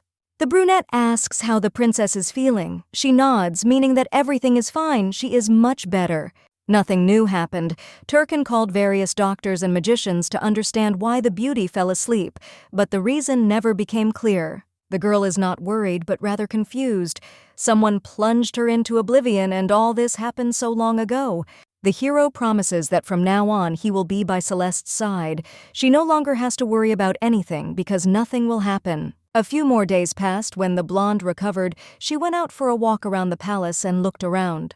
Everyone looked at the man as if he were a ghost, and only Miss Elizabeth was happy to the point of tears. The lady thinks about how the emperor will react. He is still disgusting to her, but the reaction is still interesting. The maid asks to come back. It's time, because it's getting colder outside. The beauty wants to walk a little more, but she is not allowed. Even if she catches a cold, everything will be worse. The blonde nevertheless agrees and is about to leave when she hears a familiar, unpleasant voice. Elodia is pregnant. It's scary to think that the thoughts are real now. The girl simply hides her thoughts and calmly asks how things are. The blonde didn't know, but now her friend is the new empress who has been elected. Because of the war, nothing could be done, and His Majesty waited 2 whole years before he got married. No one taught Elodia the art of the first wedding night, and there was only her and the king, the 2 of them. It seems that the young man simply hated his bride. It seems as if everything is gradually starting to collapse, which makes it even worse. The lady wants to cry. She doesn't understand what she should do now. There are too many thoughts in her head. Kalinev does not have such freedom to share feelings with others. He doesn't want his blood to change his clothes. Since ancient times, everyone who entered His Majesty's bedroom was required to take contraceptives. The pills didn't always work, it happens. There were also those who came pregnant. All the children died along with their mothers. The girl thought that she knew His Majesty at least a little, but it turned out to be untrue. He is much more cruel. No matter how terrible Batizo may be, in any case, he is the main link in terms of the girl becoming an empress. The Countess's plan to return to Calix can be realized even if she does not become empress. It does not seem as difficult as she thought, and the words of her interlocutor give her confidence. The interlocutor calmly explains that he would be surprised if he did not know about the situation. He had long assumed that His Majesty was aware of all events, and this did not bother him. The heroine sadly says that she is grateful that the interlocutor pretended not to know, but she is worried about the thought of how can she achieve her goal if she does not become an empress. The hero says with confidence that everything will be resolved naturally. He adds that nothing is impossible in the world, but it is better to rely on reason in difficult situations. Calix stands in front of the man. His words sound confident, he reassures her, saying that everything will become clear in time. Looking sadly away, Celeste wonders where she should live, worried that because of the Empress she probably won't be able to stay here. The brunette invited her to stay at his house if she was uncomfortable staying in the palace. The beauty thoughtfully replied that it would be great, appreciating his offer. The main character looked thoughtfully to the side, not knowing what Turkin was thinking in this situation, but she understood that in the circumstances she could rely on him. Batizo, who was leaving to establish diplomatic ties, returned to the palace much earlier than expected. He took everyone by surprise with his unexpected return. He thought that he would be full of anger when they met, but unexpectedly he felt only complete indifference. The situation turned out to be different than he imagined, leaving him calm. The girl notices with slight irony that while she was unconscious, he had a wife. The question is full of hidden pain, and she reproaches him, asking if it is his fault. She looks at him coldly, telling him that now she has no reason to stay here. Her face expresses determination. She firmly says that she plans to leave, feeling empty inside. The princess slowly puts the cup on the table and explains her decision. She does not want to cause inconvenience for the empress if she stays here. Her voice is calm, but anxiety is visible in her eyes. A girl with long silver hair, slightly frowning, turns to the girl in response to her reasoning. He harshly notes that she should not think about the feelings of the empress because she, Celeste, must follow her own path without being distracted by others. The hero, with a steely expression on his face, says that there is no need to leave. The interlocutor, however, wonders if this is connected with Calix, but receives no answer, only silence in response. Celeste looks ahead coldly. Thinking out loud, she realizes that caring for her was not out of duty, but because of Calix, and wonders if they want him in return. A girl with a cup in her hands calmly expresses her dissatisfaction with the unfair calculation. Reproaching her interlocutor, he responds by noting that she has become bolder over the past 3 years. The young man says with a grin that the decision to offer his country in exchange for marriage was a brave act. He provocatively asks if she would at least want to become his mistress. The heroine looked at the one in her hand, thinking that once the offer to be a mistress might have interested her, but now she has changed and is no longer the same as before. She looked at him, surrounded by women, and there was one thing in her thoughts. Nothing good would come from a relationship with this man. The lady sat in a chair, thinking about how to return to Calix. She knew that she could not miss this chance, because this was her only opportunity to change everything. She understood that in order to deceive the RAF family and the aristocrats, she needed to become an influential aristocrat of one of the powerful countries. She sat with a proud expression on her face, resolutely declaring that she wanted to become a resident of Calix and asked for the appropriate citizenship to carry out her plans. The beauty was sitting with a cup in her hands when she heard the words about marriage with a citizen of the country. Her face remained calm, but deep down she had already made a decision. A suitable candidate is unlikely to be found. Unfortunately, this is true and this is bad. For some reason, the gaze turns to the emperor's advisor standing behind. It seems the person has been found. The beauty decisively points to the brunette. She is going to marry a magician since this option suits her best. Restrained but determined, the guy looks forward and says, "I agree, I will follow the will of the princess." His words ring with devotion and firm confidence. The lady asks to give the young man the title of count. The emperor is surprised. The man always refused while he was under his subordination. The lady asks Turkin if he now really wants the title of count. The future husband smiles reservedly and replies that he will accept it with gratitude if the emperor gives it. The girl reflects that although she failed to become an empress, she has a chance to return to Calix if she becomes an aristocrat of this country. The count will not be able to stop her. Rumors spread about the girl's upcoming wedding with Turkin, and now they began to look down on her, calling her a false princess who seduced a subordinate after the failure of her marriage with the emperor. The girl walks with her head held high. Despite the rumors, she doesn't care what others say because she is not in a position to let these gossip ruin her mood. Surprisingly, the beauty's life in the palace before her departure was not lonely. She was surrounded by an atmosphere filled with light and warmth, as if she had found her place, although she expected loneliness. The girl thanks Miss Elizabeth, who was with her almost all the time. Her friend's presence brought joy to palace life before leaving.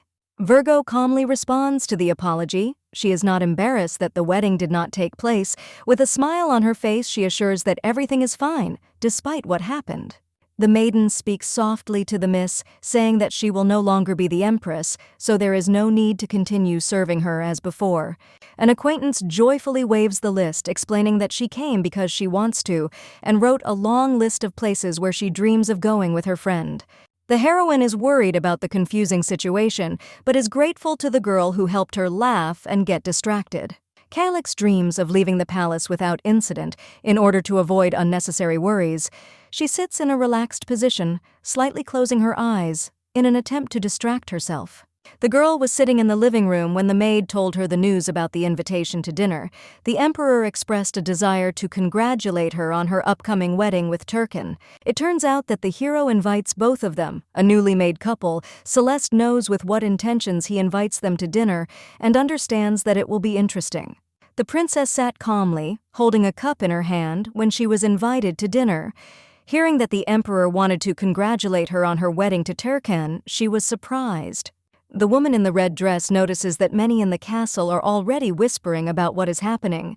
The wedding needs to be held as quickly as possible. The future duchess tries to remain calm, but she does not understand at all why all this was necessary. The king did not even explain the reason why he called.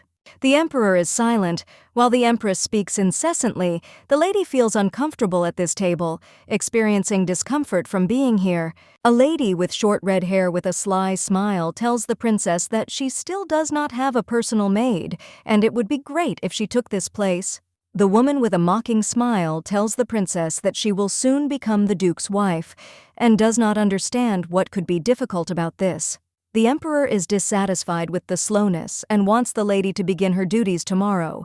She, trying to remain calm, apologizes, explaining that she is busy preparing for her departure. The man calmly says that he gave the princess a lot, and now she must take all her personal belongings. His words sound restrained, but there is a hidden tension in them. The heroine reflects on the offer to become a maid, realizing that this can be both a test and supervision. She realizes that she is in no position to refuse. The girl, lying in her room, realizes that this is her last night in the palace. Anxiety seizes her insides, and sleep does not come. She decides to at least close her eyes, hoping to fall asleep. Batiso suddenly appears in front of the empress, which surprises her. She asks why his arrival was not announced in advance, tense from the situation. The young man looks with a thoughtful and cunning expression on his face, hinting that he has come to say goodbye, but his mysterious phrase warns that feelings may change. There was tense silence in the room. The princess could not believe her eyes. Batiso appeared in her bedroom. Fear filled her lungs. She did not move, fearing an attack. The man confidently declares that she will soon become the heroine of terrible rumors, but advises not to worry. Time will pass and everything will calm down, hinting at the temporary nature of the problems. The girl confidently takes her hand, telling her to keep her promise. He is serious, but there is hidden tenderness in his words, as if it were a request, not an order. The man in the room looks away. his hair hanging loosely over his shoulders, saying he came to say goodbye because they probably won't see each other tomorrow. The maids have been busy preparing to move into Turkana's house since early morning. The girl was worried about how Batizo would behave after yesterday's incident, but everything was quiet. The main character remembers all the events that happened in the castle despite what she experienced.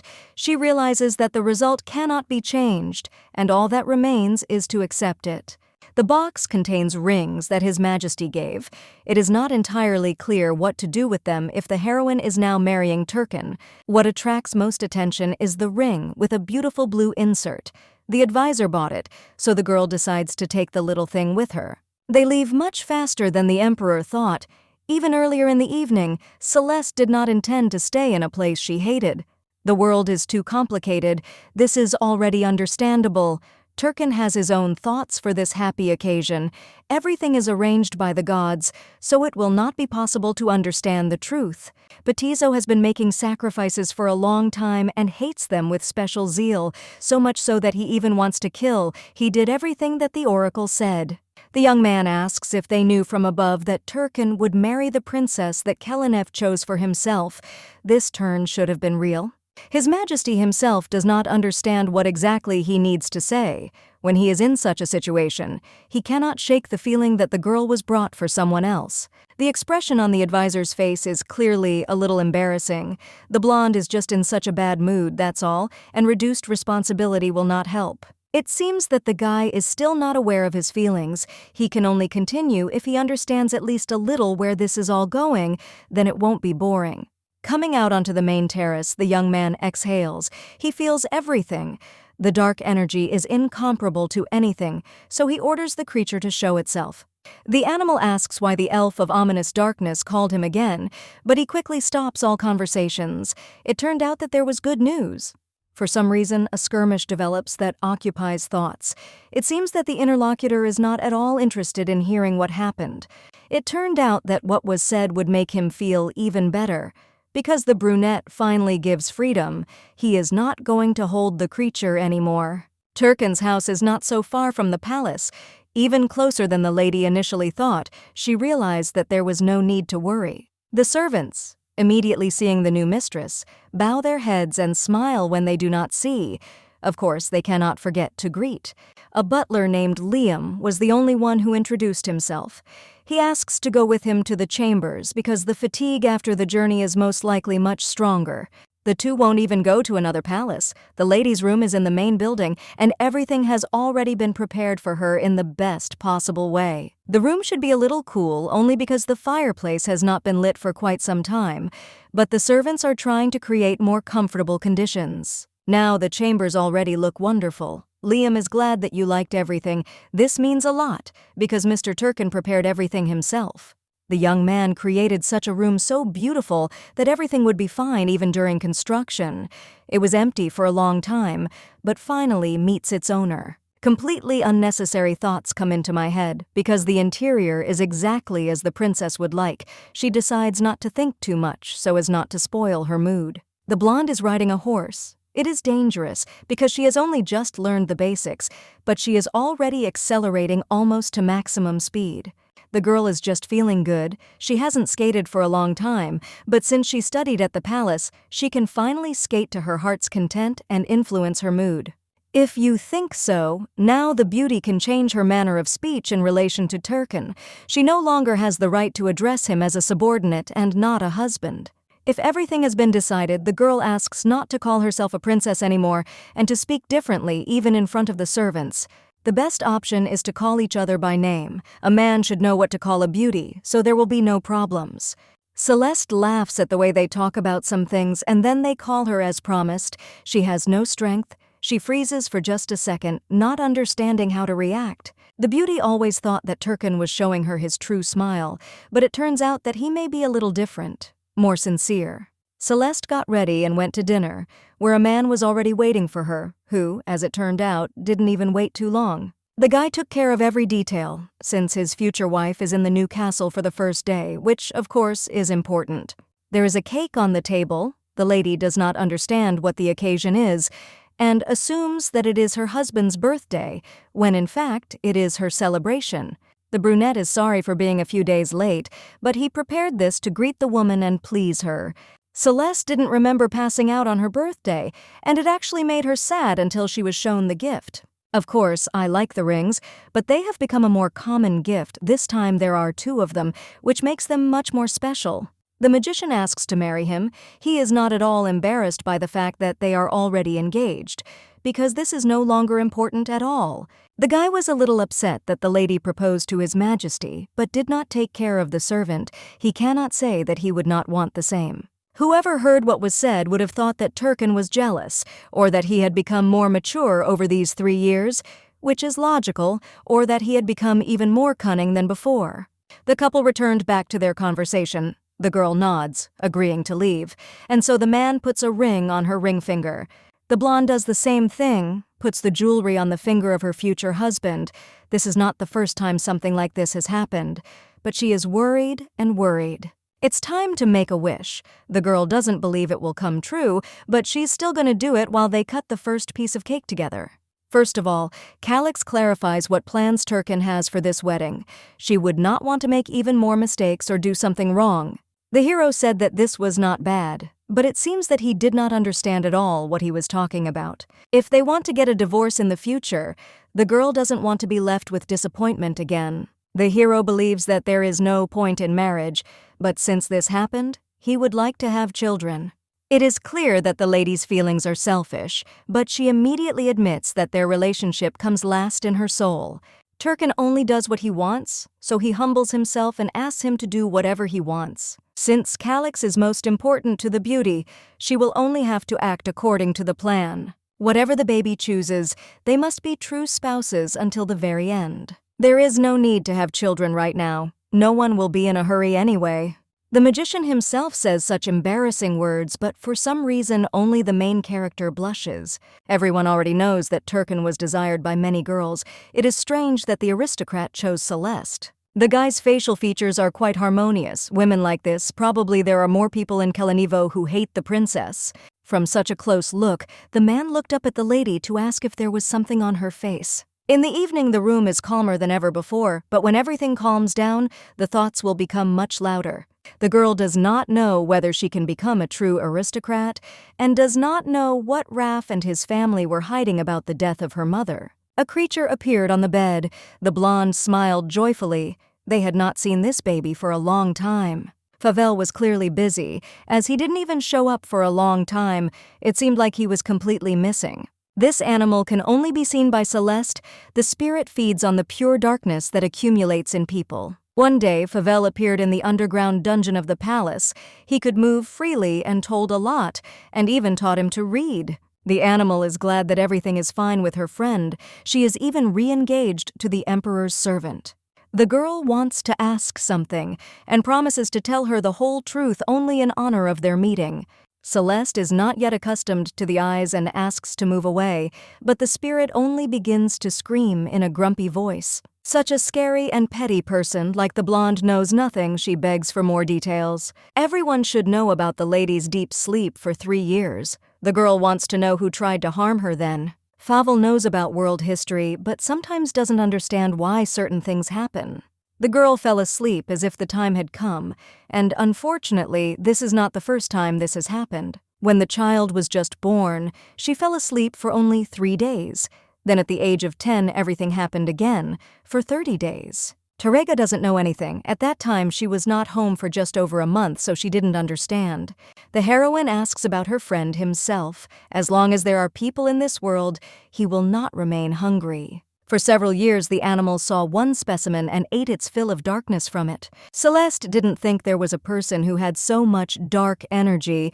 Whoever it was better not to meet him in person. While the little girl was thinking, the man had already torn the decoration from the chandelier and ran somewhere into the darkness. Terega asks about dessert, turning to the lady. She will be the wife of the duke, so she is no longer a princess. The maid is right. The heroine herself did not understand that she could no longer use the special treatment. Turkin is usually in the palace at this time, but here he arrived immediately. He had news that needed to be conveyed urgently. The blonde had better not be afraid. At dawn, the ambassador of Calyx arrived. He conveyed that Raph demanded the return of his sister, since the agreement had been changed. The lady fainted from shock. The brunette was released, and Turkin himself volunteered to stay nearby. His Majesty would like to say something, but he can't do anything about it either. A Baroque promise is an oath to God. The Duchess is so desperate that she chooses the option of running away somewhere. No one will find her there. Celeste doesn't have to come back if she doesn't want to, but she needs to come up with a plan that will work. Over the next few days, the couple searched for a solution to the problem. The Duke promised to offer lands as a condition. The taxes from that land are not so small, but it is not a shame for a husband to give up such a thing to save a woman. Virgo doesn't know what exactly, but something hurts her to the core. She hopes Favel knows something. We have to use a spirit spell, which the man really doesn't like. There is no choice left. The couple arrived at the main palace of Kelinev. She seems to be as worried as Turkin himself. They do not know what to expect. The style of speech is again reserved to fully show their relationship. The wives do not use informality. The door to the hall opens. Elodia invites the arrivals, of course. Raph is sitting there with his nasty grin. Just in case, Calyx brought a magician with him for space-time travel in order to return. Kelinev tries to brighten the situation, noting that the newly made couple has a good relationship. The red-haired girl hopes that Turkin treats his wife well because he usually doesn't say anything warm at all. The young man can be rude, but with the lady, he behaves as if only the two of them exist and no more. The main character notices Batiso smoking right in front of his pregnant wife. Surprised by his impudence, she grins, calling it fate because he is really angry. The man looks at his interlocutor with bewilderment and asks if he is really going to give him important territories. His interlocutor calmly replies that he is transferring not half, but all the land. The guy holds a cup, thinking that the cost of the situation is too high due to the fact that the heroine almost became an empress. He adds that the true cost is probably even lower. Tension is brewing at the table. Celeste's brother tries to provoke, but Batizo remains calm. Calyx asks to watch his words, although the situation itself looks strange. Raph remains calm but speaks decisively. He asks for compensation for breaking the contract, adding that he cannot give the princess to a person with an unknown pedigree. Turkin calmly declares that he is not interested in lands and status in the future does not matter to him, leaving everyone around him to wonder about his intentions. The princess, looking directly at Batizo, asks him to leave for a while, addressing His Majesty with respect in order to be alone and discuss important issues. The man ordered his wife to leave. She certainly doesn't belong here. The discussion is just beginning. The lady is not going to just remain silent. She comes into play as soon as the door closes. The young man with a sly expression on his face asks if she has a plan, to which the heroine replies that she is ready to put everything on the line to achieve success. The Duchess, with a serious look, says that the wealth of her, His Majesty, and her husband can become the wealth of Calyx if he makes the right decision. The boy notices that she was going to become an empress, to which the heroine replies that her partner is not Emperor Kelinev, but Turkan. The lady is anxiously thinking about returning, realizing that she may not survive, and asks if Raph has weaknesses that can be exploited. The man admits that he has not been to Calyx for a long time, but warns that the Emperor has brought magicians who can move in time and space. We have to be surprised by Raph's strange behavior, wondering why he is trying to take him away, which will only create problems. The lady reflects on the strange families with white wings and their disregard for tradition, which brings shame to the whole family. The girl only says that she has no other men except Turkin, and they have already become spouses. With a cold look and rage in his eyes, the man asks if they are going to humiliate him again, like last time, by locking him in a dungeon, or to show the shame of the ruler. Celeste sadly says that she hid her scars for the sake of pride, but now she sees no point in hiding them if they take her back anyway. Turkan, as a witness, saw everything and is not going to just retreat. Raph doesn't understand how the man found out about the dungeon. It seems that he even sent some spies. The Emperor, known for his character and superiority, bullied his little sister. It is a shame. Celeste is a girl who is important to Turkin. He is not going to offend her. The man noticed Batizo's feelings. He hopes that it will grow into something more, and then everything will turn in a more favorable direction. Elodia was waiting in the corridor. She immediately asks His Majesty how everything went. She must wait. The blonde is disgusted by women who interfere where they shouldn't, so he doesn't want to talk to her. After the wedding, Cornac never felt warmth from her own husband. This made her feel uncomfortable. The lady can tolerate it because the man is cold not only with her, but she thought that with the advent of the child everything would change. This did not happen. It is impossible to bear that the hero does not look even once at his wife, while he does not take his eyes off the blonde girl. In Kelenevo they recognize mistresses. It's scary to think that the Virgin was the one who was chosen for this role as the best option. Raf stops the Emperor halfway. He asks him to say something else, although the negotiations have already ended. The young man had already promised something earlier and even made an oath to the gods. He probably doesn't know, but Batizo can't stand them. The king is awaiting punishment, but in his opinion, he is already receiving it. There is no way back. The blonde received a letter. She is blessed for marriage and given up her lands, because her brother does not want the receipt to mean that nothing happened. Even now Calix writes terrible things, but since he blesses, the lady's future husband will write an answer. The girl is no longer afraid of the prince. After seeing Turkin, she realized that she had changed a lot compared to the past. The next day, the Empress was the one who sent the news. One problem was solved, another appeared. Liam heard that the lady was a little unwell and offered to take her to the greenhouse on the south side. Many plants are grown in that place, and there is also fresh air. Celeste came out of curiosity, but she never expected that there was such a large building there. The heroine came inside, and there, on the sofa, she noticed a magician who seemed to be sleeping. Sitting down next to her, the beauty looks at the man with a loving gaze. He looks like a child when he sleeps. The finger gently touches the lips. They are so soft that they seductively ask to be kissed. Realizing that this is not funny, the lady wants to jump away, but they grab her arm, asking what she is doing. The girl is being too cocky for deciding to act this way, but that's not really a problem. The young man says to his forehead that he wants to kiss his beloved, but she only pretends that she knows nothing. Terega at breakfast asks how everything was resolved with the Emperor Calix. She was worried. You can be happy because everything has calmed down. Knowing Raf's character, it's clear that they were very lucky. Celeste is immersed in thoughts about why this conversation about returning took place at all. Unfortunately, there are even more oddities and you can't get rid of them.